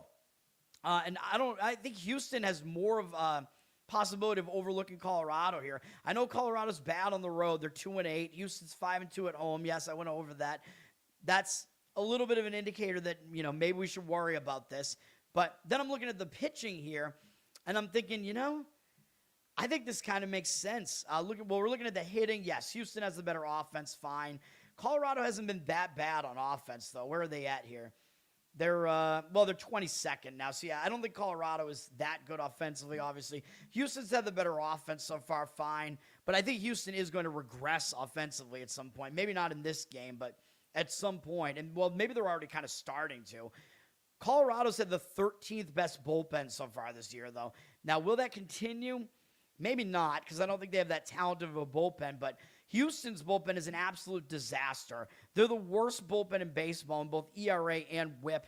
Horrible bullpen from Houston so far. So I do think we have a bullpen edge with Colorado here, which is probably good because we don't even know who's starting for. Well, Colorado, I guess, did announce Lorenzen is going to start here, but I actually like that. So I handicapped it both ways. So I was thinking maybe Colorado was going to go with the bullpen game here. And I actually still would go Colorado even if they go with the bullpen game because they at least have a rested bullpen that's been pitching okay. But now it looks like Lorenzen will make the start here. And I know who's going to want this guy. His numbers suck. I know. 8.36 ERA, 2.14 whip. Atrocious numbers. I know. But both of his starts, after his first start, I should say, his other two starts were at home, and he really basically just got jacked up in one start against the Phillies, and that was against a really good offense in Coors Field, and that's skewing his numbers. Now, the weird thing is he did pitch 3 days ago. He pitched an inning against San Diego, so he might not go full starter's workload here, which is what I was saying. I think he might come out there and maybe go about 3 innings in this game, but I'm still okay with that as far as what we're doing here. I think he might go out there and he might actually do okay. He's familiar with pitching in this ballpark because he was with Texas for a while. He was on the Royals last year, and he actually has good numbers against Houston, so I am factoring that into the handicap. They have 72 at-bats against him, 14-8 strikeout walk ratio. That's not good for him, but 167 average, allowed 528 OPS. These Houston hitters have not done a lot of damage against Lorenzen, so I think he can hold serve here, and he has another advantage because he's pitched this year, and guess who hasn't? Yeah, that would be Houston's listed starter here, Colton Gordon, who made his major league debut last year at the age of 26, and he was bad. He had a 5.34 ERA and 1.42 whip last year. Do we trust that? I don't think I would. His strikeout walk rate was actually pretty good, 72-19, so maybe there is room for improvement there, but I don't trust it at all, man. I really don't. He had an extreme fly ball rate, too, which I'd like this more if he was pitching in Coors Field, but still, he allowed 21 home runs in 86 innings and 103 hits. He was unbelievably hittable last year. He's just leaving pitches like right out over the plate that hitters can just jack up into the stands. And while he, I guess, kind of pitched a little bit better down the stretch, not really, because, I mean, he still was walking guys, so I don't know, even though he wasn't walking guys earlier in the season, really. Yeah, I don't think Gordon is good, man. I just don't. Even though I don't even know if Colorado has faced him before. Actually, they have. I did look at this earlier. Colorado has 14 at-bats against him. They're 7 for 14 off him with 2 home runs, 1 walk, 1 strikeout. So they have a 500 batting average against him and 1605 OPS. So Colorado, even though I know it's a really small sample size, Gordon is totally untrustworthy. Colorado's lit him up. And you're going to get Gordon plus Houston's bullpen, plus given the situation here with the rest edge. I think Colorado has some advantages in this game. I think they have a starting pitching edge here and a bullpen edge here and the rest edge. So let's do it.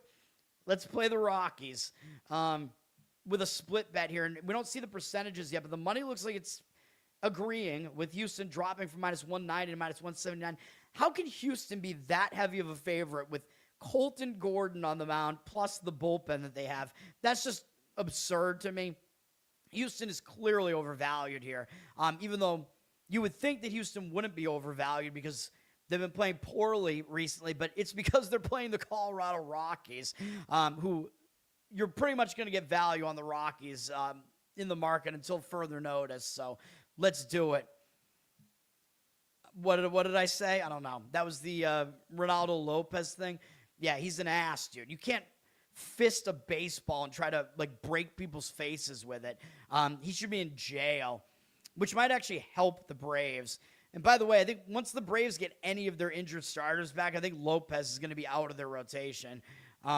There's a possibility of it. Like, if they had a healthy rotation, he definitely would not be in the rotation because they have Strider and Schwellenbach and Smith-Shaver are all on the injured list there for them. And they're all clearly better than Lopez. All right. But, you know, Lopez might be better than a couple of the other guys they have in the rotation. Maybe. Maybe not, though. Seattle at San Diego's the other end of that, where Seattle played yesterday. And they're coming off of a very satisfying division sweep of Houston. And now traveling to San Diego, where you could argue that, well, they'll be focused because they're starting a road trip. But not a good spot for Seattle. I think it's kind of a letdown spot. They played yesterday. I don't love Seattle here. They did rest their bullpen, and their bullpen is pretty good. And they only used 2 relief pitchers yesterday. Seattle's pretty good at managing their bullpen. So, yeah, their bullpen is not in bad shape, and that's kind of where I'm like, well, I'm not going to wind up actually giving this out as a play or anything here. San Diego did not play yesterday. They're staying at home. They also did have a divisional sweep, but I don't know how satisfying it is to sweep the Colorado Rockies. As far as the pitching is concerned here, yeah, like I was saying, Mariners have a good bullpen, so we should actually look at the bullpens here. They're second in the major bullpen stats here right now. They might have the best bullpen ERA, actually. So, yeah, they're a good bullpen. We know this. As far as San Diego, they're a good bullpen as well, though. San Diego was 4th. Now, we know San Diego had a very good bullpen last year, and that's pretty much still the case. And they have, the best closer in baseball and whatever. As far as the hitting is concerned, San Diego has not hit well this year, though. But they've been moving up. They've moved up to the middle of the pack after a bad start. So their offense is coming around a little bit, and I think they are kind of a more mediocre offense. Seattle, their offense has not been able to get it going, man. I think they're probably better than this, but they're in the bottom third right now in offense. So I think San Diego probably does have the offensive edge right now.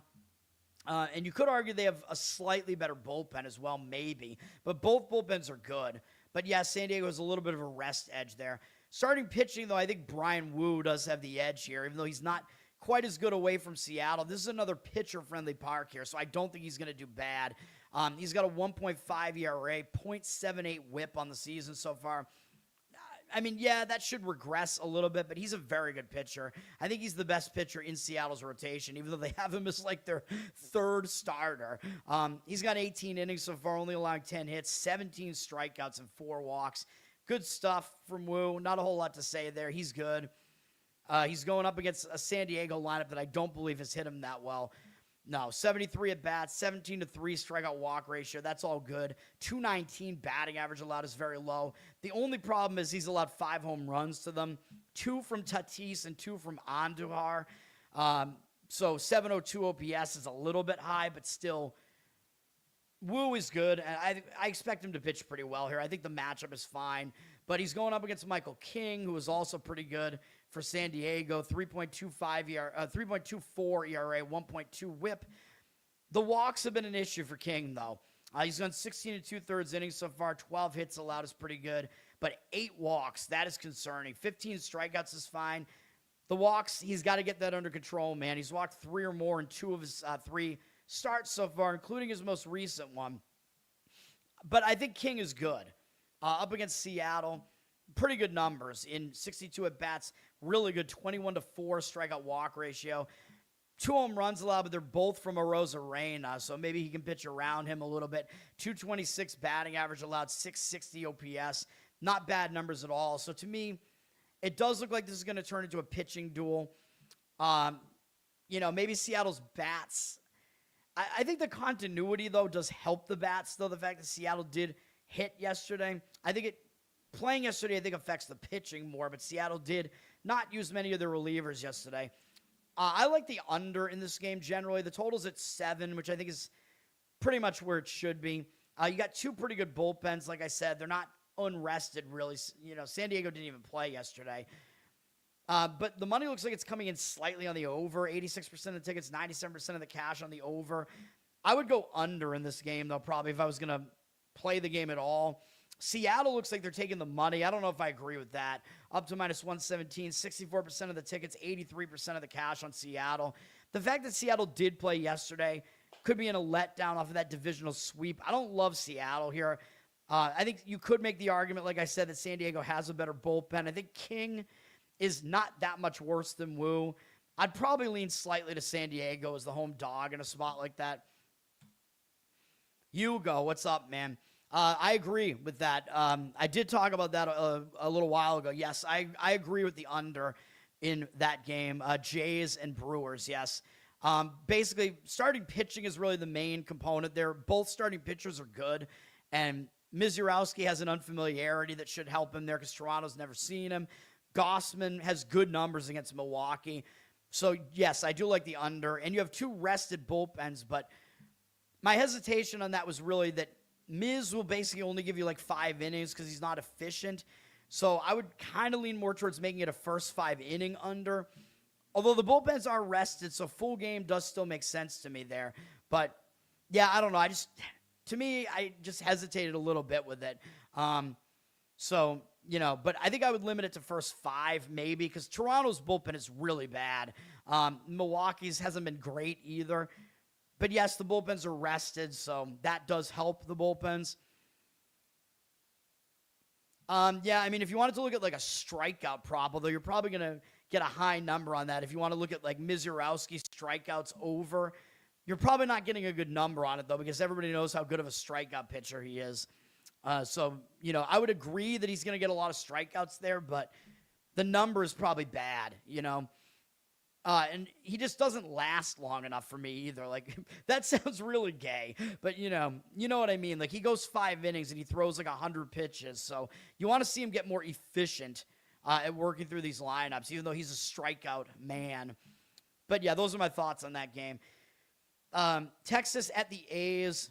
We got the win last night with Texas. That was my only baseball play last night. Easy win, 8-1. Got the good start out of Eovaldi last night. I think Severino struggled as he does in this particular stadium. We're in this horrible AAA stadium that the A's play in. I thought it was odd that total was only at 8.5, and it just snuck over and hit the 9 last night. I was just like, why is the total that? Like, usually you see a total of 10 in this ballpark, and it's at 8.5 again in this game. But this game I actually think is a better pitching matchup than last night's game was, because I think Severino is just that bad at home. I actually think Springs is better for the A's, and even though Gore is not as good as Eovaldi probably, but we're going to get into that in a second. As far as yesterday, the A's, they used 2 pitchers yesterday, so out of their bullpen, which isn't too bad, but their bullpen isn't good. Texas has the better bullpen and only used 1 relief pitcher, so you got to give Texas a bullpen edge here.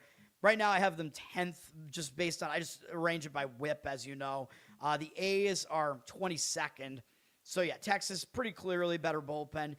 Hitting, I think generally the A's do have the better offense, but they're still 25th in OPS right now, and Texas is 13th, so that hasn't really been the case this season so far, although I don't think the gap between the offenses is that crazy skewed towards Texas. But I like pitching over hitting. Mackenzie Gore pitching for Texas. He's had a big-time resurgence so far this year. Man, the Texas pitching coaches, they're really good, and I think Gore was just in a bad organization before him, man, with Washington. Like, Gore clearly was always talented and had really good strikeout stuff, and he's been really good this season.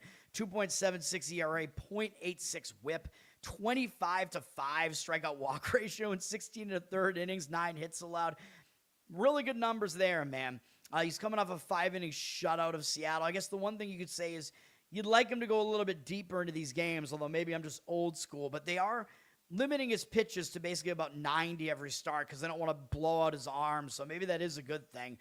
Against the A's, he has really bad numbers, though. In 32 at-bats, 6.2 strikeout walk ratio is fine, but you'd like to see more strikeouts, really, especially from a guy like him. But they have a 562 batting average against him, 1369 OPS.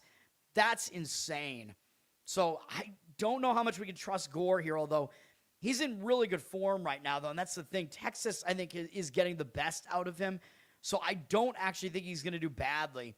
But he is having a pitch in this A's stadium, which is really bad. These hitters have done really well against him historically, so that makes me worry a bit about Gore there. Jeffrey Springs is pitching for the A's. He's done well this season so far. I don't think he's this good, but he's a serviceable pitcher, I would say. 1.47 ERA, 0.76 whip. Those are really good numbers. 15-6 strikeout walk ratio. The walk number's a little bit high, but it was mostly because he walked a lot of Blue Jays in his first outing. And he's kind of faced a gauntlet, man. He's faced the Blue Jays, Houston, and the Yankees. And he's gone through that with these numbers, only allowing 8 hits in 18 1/3 innings. That's pretty impressive, dude. With 15 strikeouts. Again, the 6 walks is a little bit high, but he's been pretty impressive so far this season. He's only pitched once at home, but it was a good outing against Houston. 7 strikeouts, 1 walk, 1 earned run allowed. He's been really good in his last 2 starts. Now, after shutting out the Yankees or whatever for 7 innings with 1 hit allowed, do you think he's going to regress a little bit? Possibly. He threw 100 pitches in the outing before that, though, and he still pitched well against the Yankees. Against Texas, he's got decent numbers in 51 at-bats. 9.4 strikeout walk ratio is not good. 235 batting average is pretty good, though. Low batting average allowed, and 703 OPS isn't that high either. So you might be able to make the argument Springs can hang in this game against Gore based on the starting pitching, the matchup numbers, but the money is coming in on Texas. They've flipped to minus 111, 52% of tickets, 77% of the cash on Texas. Texas definitely has the better bullpen, man. So if you are going to play Texas here, which does look like it's the money side, although it might change by tonight, I would go full game if you're going to go Texas because you want the bullpen advantage on your side there. If you're going to go the A's, I would limit it first 5 innings probably because you might have a little bit. I think that's where the bigger advantage is for the A's, if they have any, is that maybe Springs can compete in the first part of that game there. But I wouldn't want the bullpens there for the A's. I keep saying Oakland, the homeless A's. The total, we don't really see much going on yet. It's dropped a little bit, 8.5 juice less to the over. This is one, I don't think I want to play the total here, man. I mean, this is just such an over-conducive ballpark. The 8.5 really doesn't give you much leeway if you want to go under, even though I was thinking maybe an under makes sense.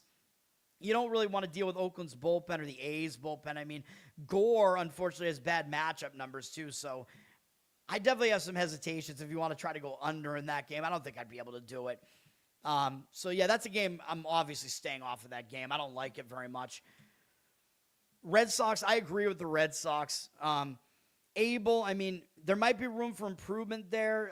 We just haven't seen it yet, although he is unfamiliar to the Red Sox, so that hasn't really helped him in his short career so far. Sonny Gray has looked good so far, even though he's the more known quantity. I think he is the better pitcher there. I think the Red Sox have a bullpen advantage as well there. Minnesota, bad bullpen. I think it's about time that Minnesota starts regressing, dude. They're not this good, and doing what they did last night, that's not going to happen again. So I think it is a bounce back, even though I am a Red Sox fan. I don't want to be biased about it, but if I was biased, I'd be down in the dumps, man, because I am, because the Red Sox look so bad. I think they need to clean out all of their coaching, man. They need to fire the manager, fire the coaches. I like the talent on the team. I don't like how they're being coached. But yeah, if I was going to be biased, I'd probably be like, yeah, the Red Sox are going to lose again. But no, I agree that I think the Red Sox are the right side in that game. It's not one of my plays, though. The last game here, not going to be one of my plays either. It's a really interesting pitching matchup.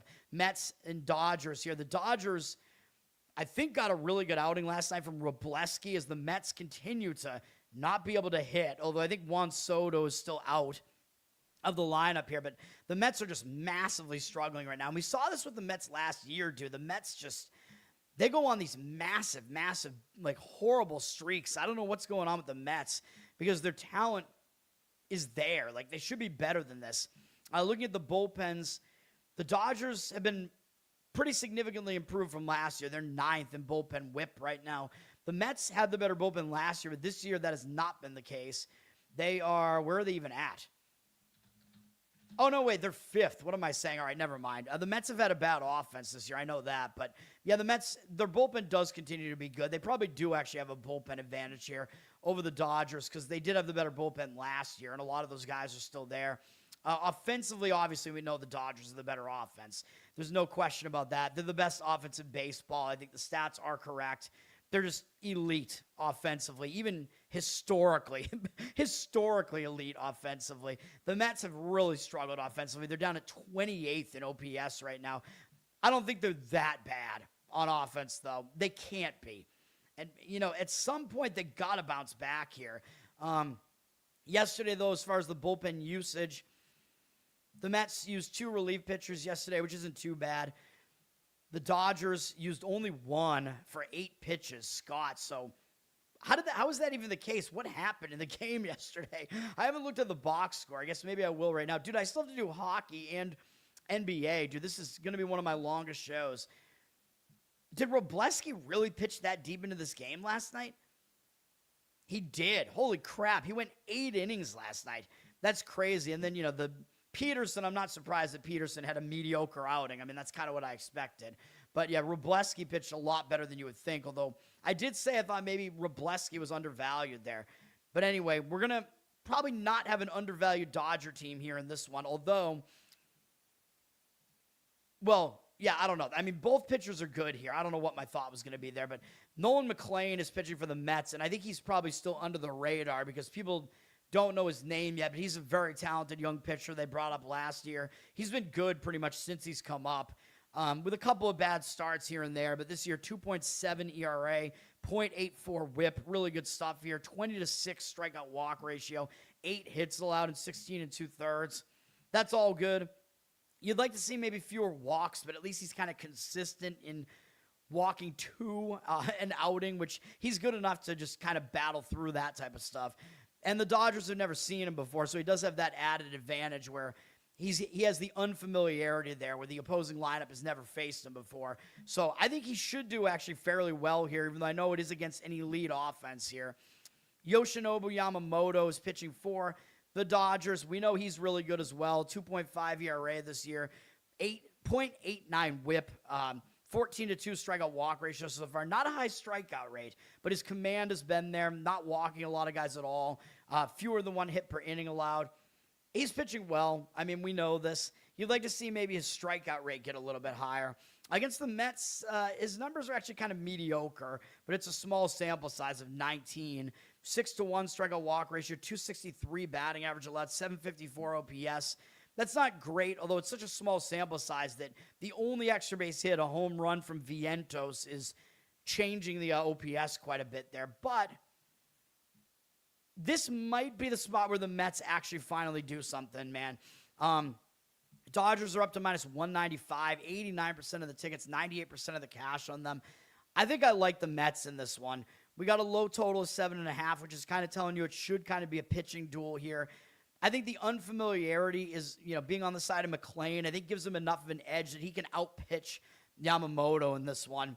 And then I think, again, you could make the argument the Mets have the better bullpen. Yeah, I think I would lean Mets. 80, yeah, again, the money is coming in kind of on the Dodgers here, but they're going to be the public side. The money's coming in on the over for what that's worth at 58% of the tickets and 91% of the cash on the over. I don't know about that. An under kind of makes sense to me in this one. These bullpens are not that bad. The starting pitching looks like a pretty good matchup here. I would probably lean under, but I think the under is always dicey, though, when you're talking about the Dodgers in LA. They hit really well at home. But, yeah, I think Mets makes sense to me in that one, man. And finally bust out of their slump in a game where people don't think it's going to happen. You got an under-the-radar pitcher that's way better than people realize with the Mets there. So I think that's where the value is. I would go run line probably on the Mets there. I don't know what price you can get on it, but getting them at plus 1.5 runs seems like a decent deal to me in that one. Okay. Let's go to the NHL here. And then we have NBA play-in games. NHL, hopefully I can kind of breeze through this. I mean, there's not a whole lot left to be decided in the NHL. So these last couple of days of the NHL are these are just the ho-hum days of the NHL. I guess there's some motivation for some teams fighting for seeding, but the playoff picture is pretty much already intact. We know which teams are in and which teams are out now. My Boston Bruins are in, and maybe they have some sort of motivation here because if you look at the standings here, the Bruins are in the top wild card, and I think they do want to maintain that because I think they want to avoid Carolina. And I believe with being the top wild card, I think they would get Buffalo instead of Carolina. You don't want to face Carolina, man. So maybe the Bruins do have some motivation to get this win. The Bruins have been good at home as well. Don't know what motivation New Jersey might have here, as their season is pretty much over. This is their last game, though, so that's the thing. So New Jersey might get up for this game because literally this is their final game of the season, whereas the Bruins will continue and play in the playoffs. So the Bruins might start looking ahead. New Jersey did win their last 2 games. They do have a little bit of momentum, I guess, here, but I don't know. I mean, coming off a pretty nice win against Ottawa in overtime. As far as the Bruins, they just ended a losing streak. They had a long losing streak and still got into the playoffs. But that was a really difficult stretch where they lost to Tampa twice, Carolina in there, Philly, who just made the playoffs, and most of those games on the road. They somehow escaped with a win against the Blue Jackets. They should not have won that game. I'm telling you that right now. I'm sorry, Josh, if you're out there. Looking at the stats there, Columbus dominated that game statistically. The Bruins really got lucky to win that game. But the Bruins didn't need it. They're already going to be in the playoffs. It's just a matter of seeding. But that did break a losing streak, so maybe they will have ended that losing momentum, and maybe they show up here in this game. I think Swayman is going to play here because Korpisalo played in the last game, so you'll get the better goaltender for the Bruins here. But the money is going against the Bruins. They're at minus 140, 69% of the tickets, 63% of the cash on the Bruins. I probably agree with New Jersey there. I think maybe you get a good effort out of them because they're literally not playing again after this, so they probably want to have a good finish to the season. So I think I would lean that way a little bit, whereas the Bruins may be looking ahead to the playoffs at this point. And I think the Bruins actually might have another regular season game as well. No, they don't, actually. My mistake. This is their last game, but they do still have the playoffs coming up. Playoffs. Carolina at the New York Islanders. Carolina, don't know how much they really have to play for here. I mean, they have a huge lead over Pittsburgh. The thing is, like, they do have a 3-point lead over Buffalo, so home ice throughout the playoffs is, I guess, a little bit in question here with Carolina against Buffalo, so that's what they have to play for. Is that enough? I'm not so sure about that. They just lost to Philadelphia. This will be their final game, but they're playing on a back-to-back. They just played yesterday. They're playing a third game in 4 days, fourth game in 6 days, fifth game in 8 days, and this is a seventh game in 11 days. That is not good. So Carolina, they don't have rest on their side coming into this game. And they did just beat the Islanders during that stretch back on the 4th. Only by 1 at home, but I don't know, man. Maybe the Islanders have a little bit more motivation here. But then again, the Islanders could be in Dream Crusher mode because we had them on Sunday and they lost, and they're officially eliminated now after that loss. So a lot of times when a team gets officially eliminated, they don't show up with a good performance in the next game. But they just lost to Carolina. This is their last game of the season. They get to play Carolina. Maybe they will show up and give you an effort in this one to finish the season, whereas Carolina doesn't really have a ton to play for and might be looking ahead here. Money is indicating on Carolina, though, even though the money line went up to minus 135 on the Islanders, which you know that has to do with motivation, though. Like, there's no way the Islanders would be a favorite like that against Carolina under normal circumstances. But you think the public would look at that and think, how am I getting Carolina as a big underdog here? The percentages don't bear that out, though. 71% of tickets and only 60% of the cash on the Islanders. I don't know if I agree with Carolina, though. I think I would actually slightly lean to the Islanders there. I mean, again, it's really telling that they're a favorite like that. But again, obviously, people are probably going to know that, well, it is because Carolina has nothing to play for. Maybe not, though. Like, the way the public thinks, they might be thinking, no, Carolina's still playing to get the ones, to make sure they get the overall, home ice throughout the Eastern Conference playoffs, whatever. I don't know, man. I have a slight lean towards the Islanders there, though, but I'm avoiding this hockey board today, though. You had the Blue Jackets. Yes, I agreed with that, as you know. That one almost made my card, but I left it off, and instead I went with the Islanders, and they lost because Montreal scored 3 goals in 50 seconds against them, and that was it. Speaking of Montreal, they're at Philadelphia here.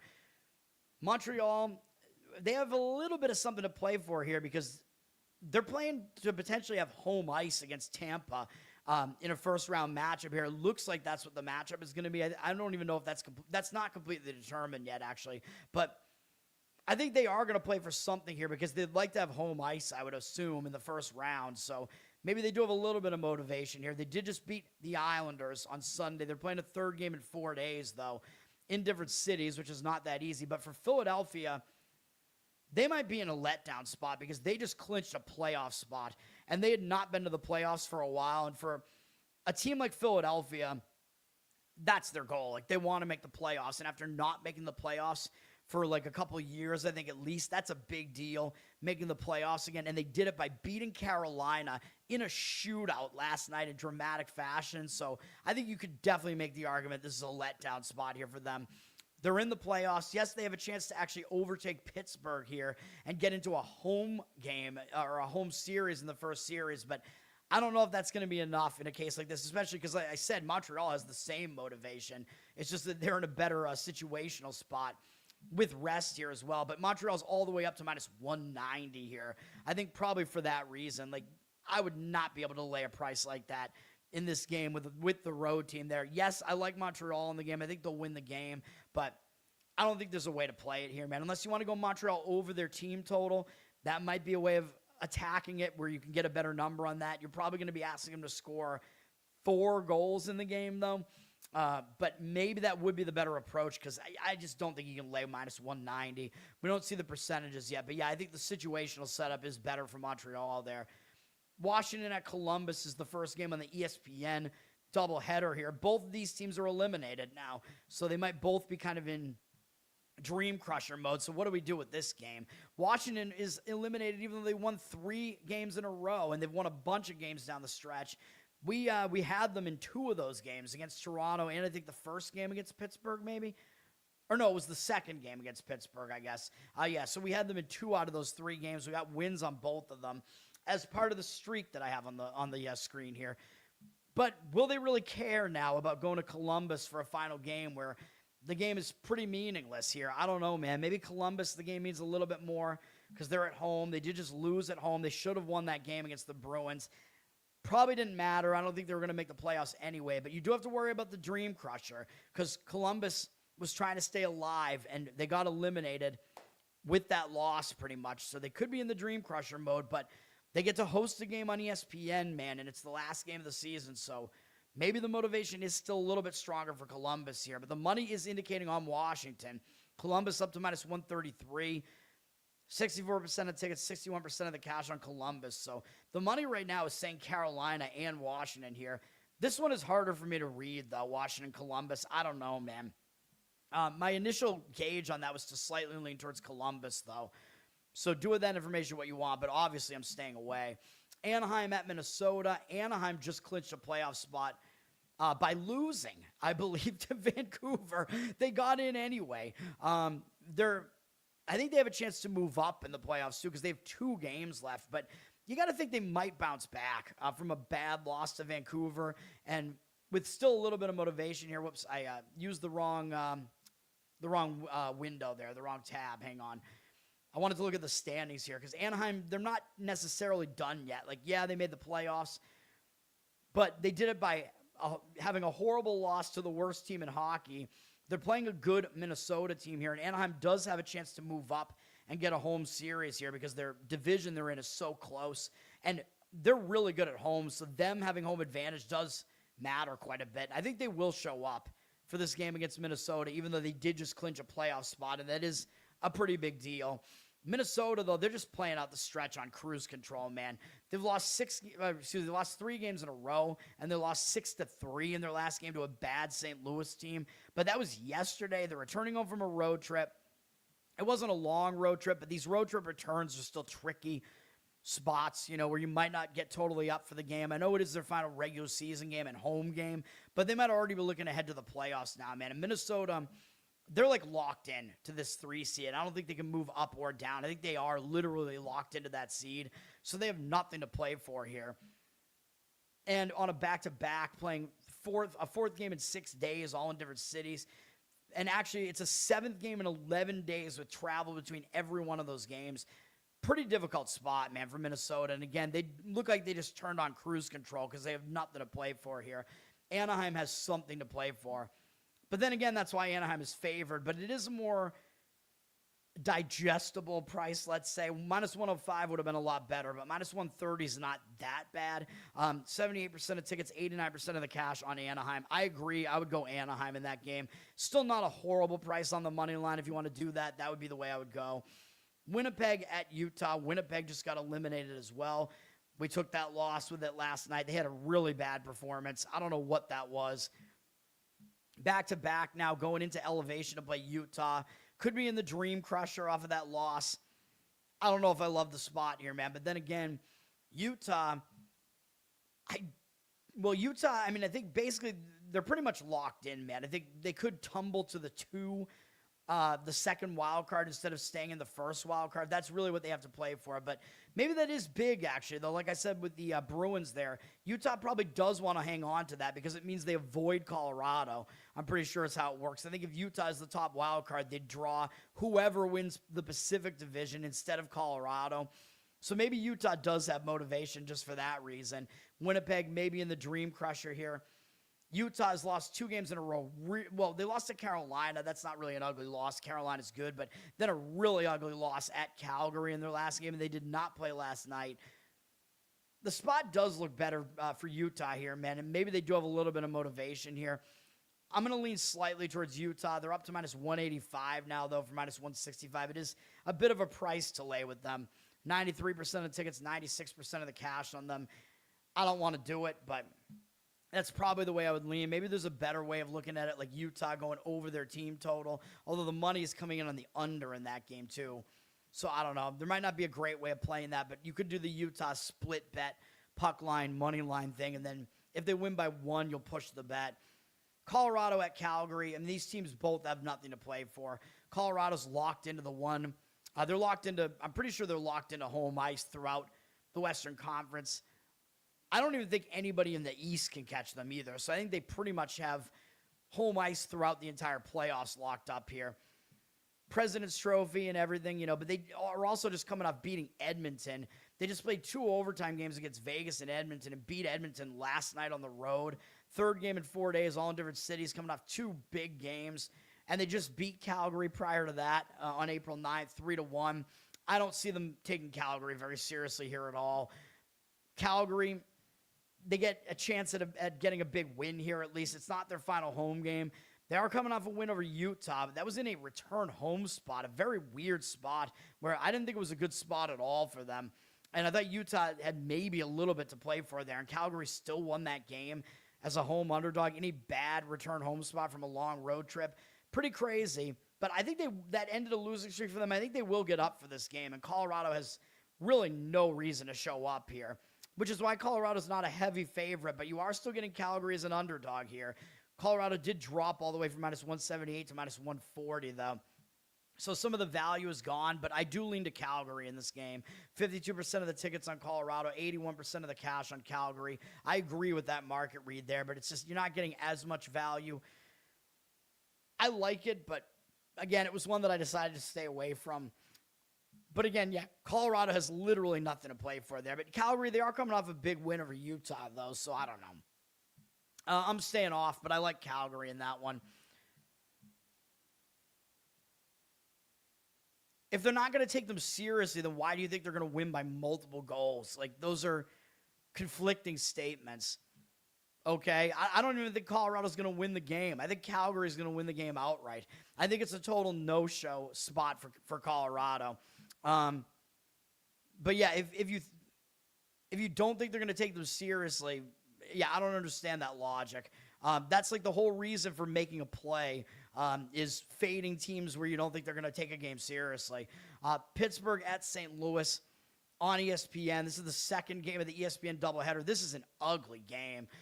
Pittsburgh maybe has something to play for because they could potentially fall out of having a home series here. I think it's almost guaranteed that they have to play Philadelphia here. Maybe not totally guaranteed, though.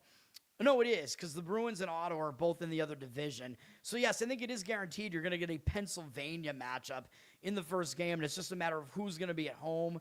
So that is what Pittsburgh is playing for here. I don't know if that's enough motivation, though, but that is something at least. And they're coming off of being shut out by Washington and losing twice to Washington. Now, they're playing a 3rd game in 4 days, though, and 4th game in 6 days, all in different cities, which is not that easy to do, but maybe they will show up for once to bounce back from some ugly losses and playing at least to try to get home ice, which again is something.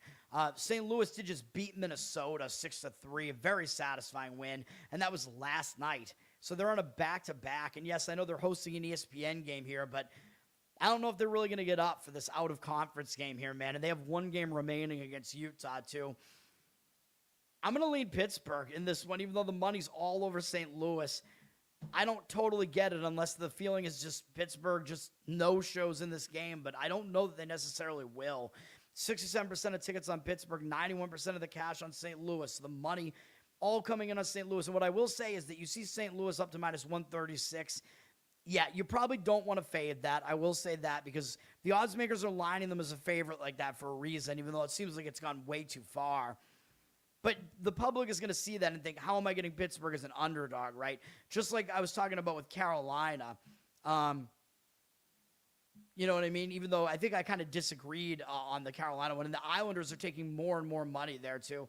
Less and less value on the Islanders there, though. But I'm kind of leaning Islanders. And this one, I'm kind of leaning Pittsburgh. But the money is saying otherwise on this one. The money's disagreeing with me on both of those games in the opposite way. I don't know, man. These games are tough to handicap. I mean, you know why I'm staying away here. And then we have the Kings at Vancouver for the final game here. The Kings, they've clinched a playoff spot. They're in the last wild card spot here, but they might have something to play for because they have a chance to actually move out of the wild card completely. Not only could they move up and avoid Colorado, but they could move, they could overtake like Anaheim, even Edmonton, whatever. I think they could get into potentially like the second spot in the Pacific, which I'm pretty sure is the division they're in because they're LA. So LA does have some motivation here, I think. They're on a hot streak right now, but they did win last night to clinch a playoff spot, though, so it could be a letdown spot after that. But LA was in the playoffs last year, too. They're usually in the playoffs, so I don't know how big of a deal that really is. Like, okay, good, we're back there again, and we just beat a bad Seattle team. Okay. But, yes, they've won 5 games in a row. They do have some momentum here, but a back-to-back with travel, third game in 4 days, not really that easy. All in different cities. But Vancouver is returning home from a road trip, which is not a good spot, as I always say, although it was a quick-ish road trip there. They went down to Southern California, though. Returning home from that, they're playing a 4th game in 6 days, all in different cities, although not on a back-to-back. But they beat San Jose and Anaheim in shootout and overtime in their last 2 games. Kind of a tricky spot here for them, I think, maybe. They can't really play spoiler here other than spoiling LA's chance of getting a better seed. They do have Edmonton next. Maybe that is a bigger game for them. The money's coming in on Vancouver, but I don't know if I agree with that. LA down from minus 190 to minus 150 here. 78% of tickets on them, 64% of the cash on Vancouver. The money is coming in on Vancouver. Now, I guess what you could say is that LA just shouldn't be favored like this when their only motivation is that playoff motivation. But I still think it's something. I don't know. It's a little bit hidden. Yeah, I mean, maybe you could argue they're overvalued a little bit, and the public's going to come in on them, and this Vancouver team with nothing to play for might show up. But I don't know. It's very difficult to gauge these games, man. So, again, I'm staying away from this board completely for good reason. And we're going to go to the NBA play-in game, so it'll be about 2 hours on the show today. Baseball took really long, though. By the way, LA, I forgot to mention, but I always do. They're also better on the road than they are at home, so they are on the road in that game, which might be better for them. Let's go to the NBA. We're going to have a play in the NBA. We have 2 play-in games here, and it's interesting because usually I believe the 7-8 games are usually first. I'm pretty sure to give that team a little bit of an extra advantage because the team that loses that game, well, you kind of have to know that, though, right? Like, how does this work? The 7-8 game has to be played first because the loser of that game gets to play one more time, right? They get one more shot at it against the winner of the 8-9 game. So, yeah, how does this work exactly right now? I don't know. This is very, very strange to me. I don't fully understand how this works.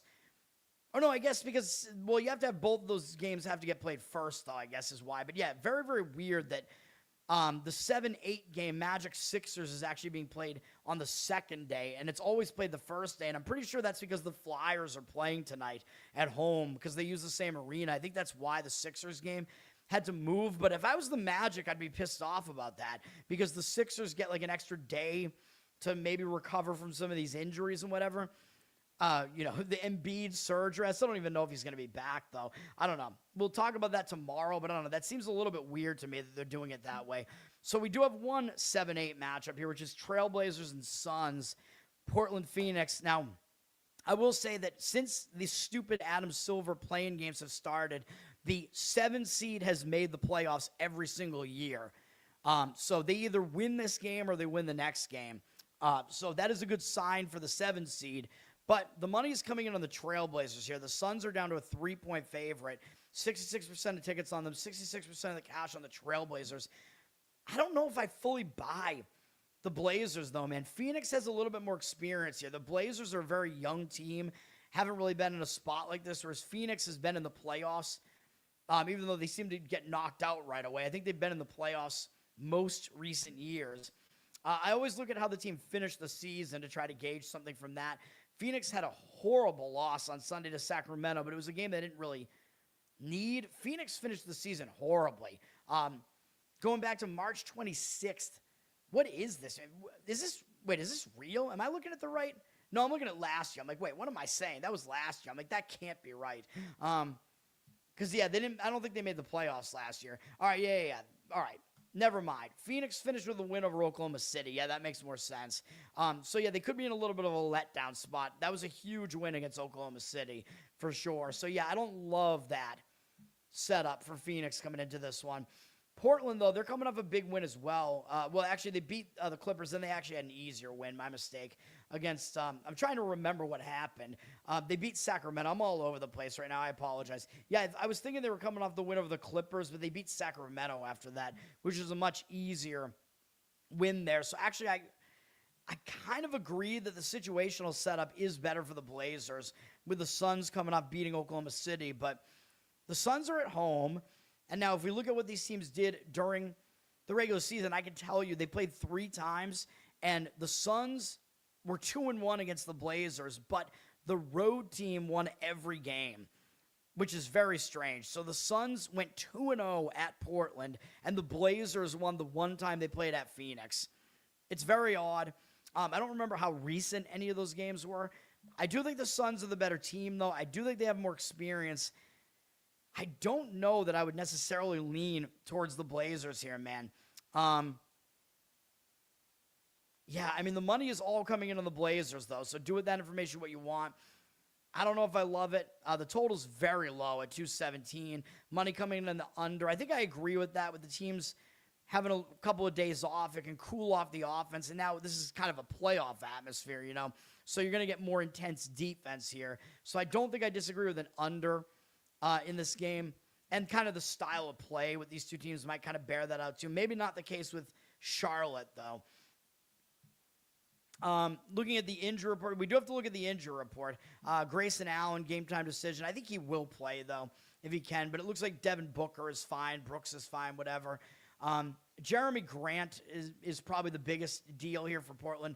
Lillard's past his prime, but he's still good, but obviously it doesn't matter. I mean, he's been out for, I think, the whole season. Jeremy Grant is a big component for the Blazers here, but I think he's going to play as well. He's questionable right now, but I expect everybody to go if they can. I mean, it's all hands on deck here. So these games are on Amazon Prime, by the way. And whoops, that was actually the late game. I don't know why that game is first. So I'm talking about them out of order here. My apologies. But that means you get my play that I have in the second game I'm going to talk about instead of the first. All right. Excuse me. I'm choking on water here, man. I'm inhaling it.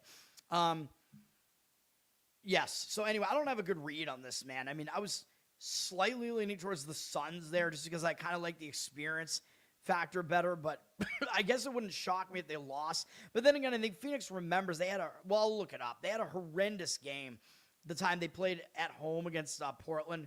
We can find it right now. So they beat Portland on the road by 17 early in the season in November. They played in February on the road and won again by 5. And then in February, they lost 92-77 at home. And that was the last time they played. So actually, that does make me like Phoenix a little bit more. Phoenix also has been good at home, man, which we can look at that too. But Phoenix...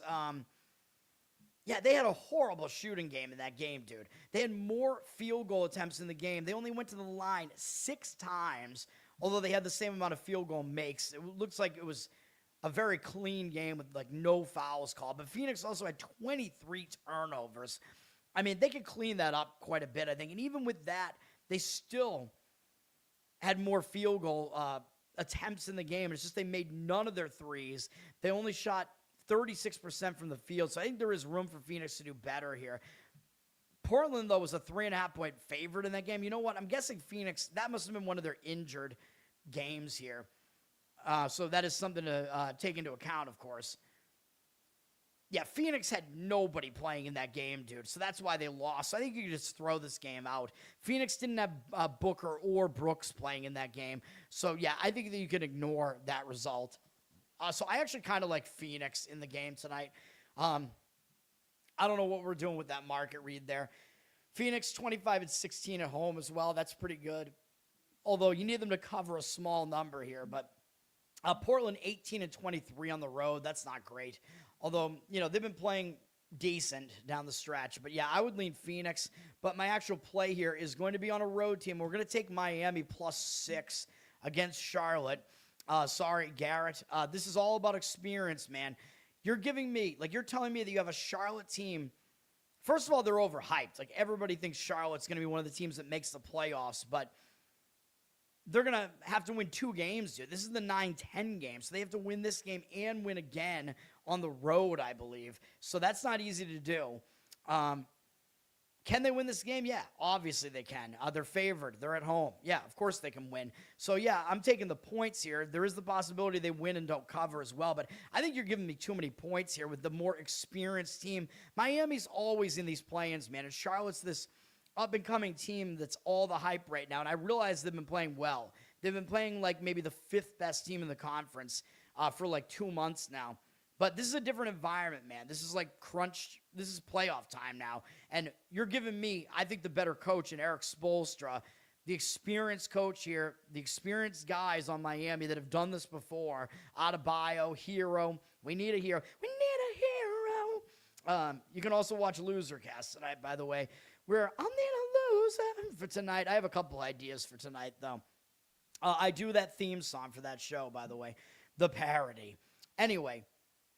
It's all about experience, man. I think you're just giving me way too many points here with Miami, even though I know this line is in line with the last time they played in Charlotte. Charlotte was around the same favorite. I think they were 5.5. And I think there was a previous game where they were 7.5, but there might have been some injuries for Miami in that one. But I believe pretty much everybody's playing in this one. Now, Charlotte, they also finished the season with a good win against the Knicks, man. They blew out the Knicks, and that was the last time they played. I don't love that.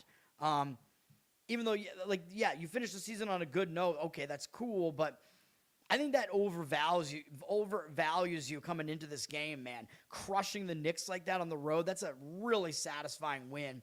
And I think it was a game where the Knicks kind of had something to play for, too. So I think that makes Charlotte look too good.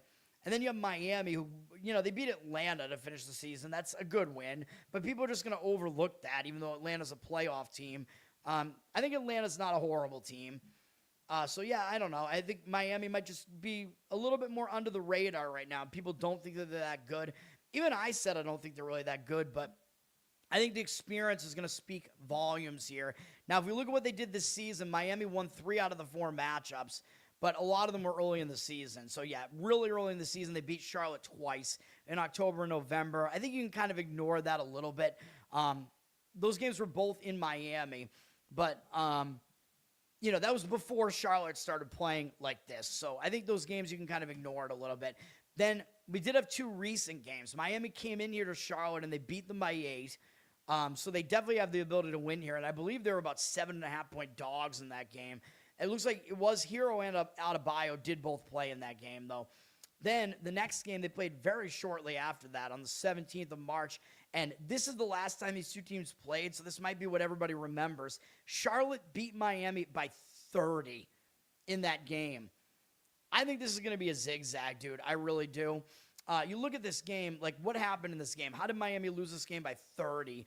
And Miami was a 5.5-point favorite in this one, and now they're 6. You're getting a little bit of value. Or excuse me, Charlotte, of course, was a 5.5-point favorite there, and now they're 6. Well, what happened in this game? Charlotte shot 53% from the field and 40% from 3. They were plus 30 from 3-point range, and that is your entire final score right there. Miami only hit 19% of their threes, 7 of them, and only shot 40% from the field. There's going to be some regression here, man. I know Charlotte, they're like the mini Celtics. They like to jack up a bunch of threes. Their coach, Lee, basically, like he's a former assistant on the Celtics. like a former assistant in that organization. So that's why they do that. But I don't think they quite have it down yet, man. Again, I expect some regression here, even though, yeah, the three-point volume is going to be there for Charlotte, but they're not going to hit 40% again, man. I just don't think so. I don't think they're going to hit more than half of their field goals here either like that. I think Miami, there's a lot of room for improvement there. Miami went to the line a lot more in that game, and they were decent on the interior there, which kind of shows you maybe something in that game. But it was just such a blowout for Charlotte that, again, when you see a blowout like that and then these teams play each other again, although I know this is a month later, or almost a month, but still, it almost just feels like a zigzag. Like, that's what I look for in the playoffs if the number is right. I look for what happened in that game. Why was it, such an outlier? And then I look to fade that outlier. I think we could do that here. So I think we're doing that. Plus, we're getting more experience. We're getting decent line value on this, too. And it could be a letdown spot, potentially, for Charlotte here as well. We're taking Miami, plus the points here. It looks like the money, we can't really tell if it's agreeing or not here. 63% of the tickets and cash on Charlotte here. Total is higher in this game, of course, at 230, because you got better offenses in this game. The Hornets, I think they play fast, too, and they take a lot of threes. But a fast-paced team like that, I don't think that translates well into a playoff atmosphere like this either, man. I think the Heat might try to slow this game down a bit and rough it up, make it more ugly, make it more physical, and I don't know if the Hornets are necessarily going to have an answer to Adebayo in the middle either. So, yeah, I'm rolling with the Heat here, man. So that's what we're going to do. Money coming out on the over in that game as well for what that's worth. I don't really have a huge disagreement with that, although I tend to usually kind of lean unders in these first games because you get like the playoff atmosphere, the defenses show up, and it takes a little while for the offenses to get going. But also, by the way, that might hurt the Hornets a little bit. Having some days off might hurt their offensive continuity a little bit more. And that's going to do it. Those are the games tonight, man. All right, so we have some plays today. We have the under in the Royals and the Tigers in baseball. Found it at 7.5 at even money. You might be able to find a better number on it. And we have the White Sox on the money line. I know how ugly this is. I get it. Two ugly, pitchers with ugly stats in that first game. And Framber Valdez is ugly as well. Cole Reagans isn't. He's kind of sexy. So anyway, but I think it's a spot where we're getting pitchers that are going to bounce back in that one. Anyway, yes. And then we have the situational plays here with the money line on the White Sox. The split bet run line money line on the Rockies. I get how ugly this all is. This is what I do, man. It's how you win long term. You got to not be afraid of these ugly dogs. And then we got Miami Heat in the NBA to kick off the fake playoff season, the play-ins. Let's do it, man. NBA playoffs, I historically do really well. Was really, really good in the NBA playoffs last year and pretty good in NHL as well. So hopefully we can continue doing that with the situational zigzags, let's call it, is what we do a lot of times. Let's get it done, man. Let's continue the heater. Eventually it's going to not be this good, I know, but the goal is to try to get a winning day every day. That's the goal. It's not going to happen every day, but we're trying. Let's do it. I appreciate it, everybody. Learn to Toad on Twitter. Learn to Toad on Instagram. You can subscribe to me on Twitter. I have a subscriber that I probably have blocked on there because I can't even see who it is. So you can check me out there. Instagram, I'll put up these short-form videos. Obviously, like and subscribe to the channel here. Let's boost this thing. We got to head towards 500. Let's get it monetized. Maybe I should put that in the banner. Let's make it happen. We're on audio as well. That helps me out listening over on the audio. The numbers have gone up a little bit recently. So Spotify, Apple, Spreaker, check it out over there. But obviously, yeah, check it out here on YouTube. Covered in Uke is my Uke channel on YouTube that I might wind up merging over here. I don't know yet. I don't think I could really do that, though. I think I would just have to start posting the new Uke content over here instead if I'm going to do it that way. I don't know if people think that that's a good idea or a bad idea. I don't know.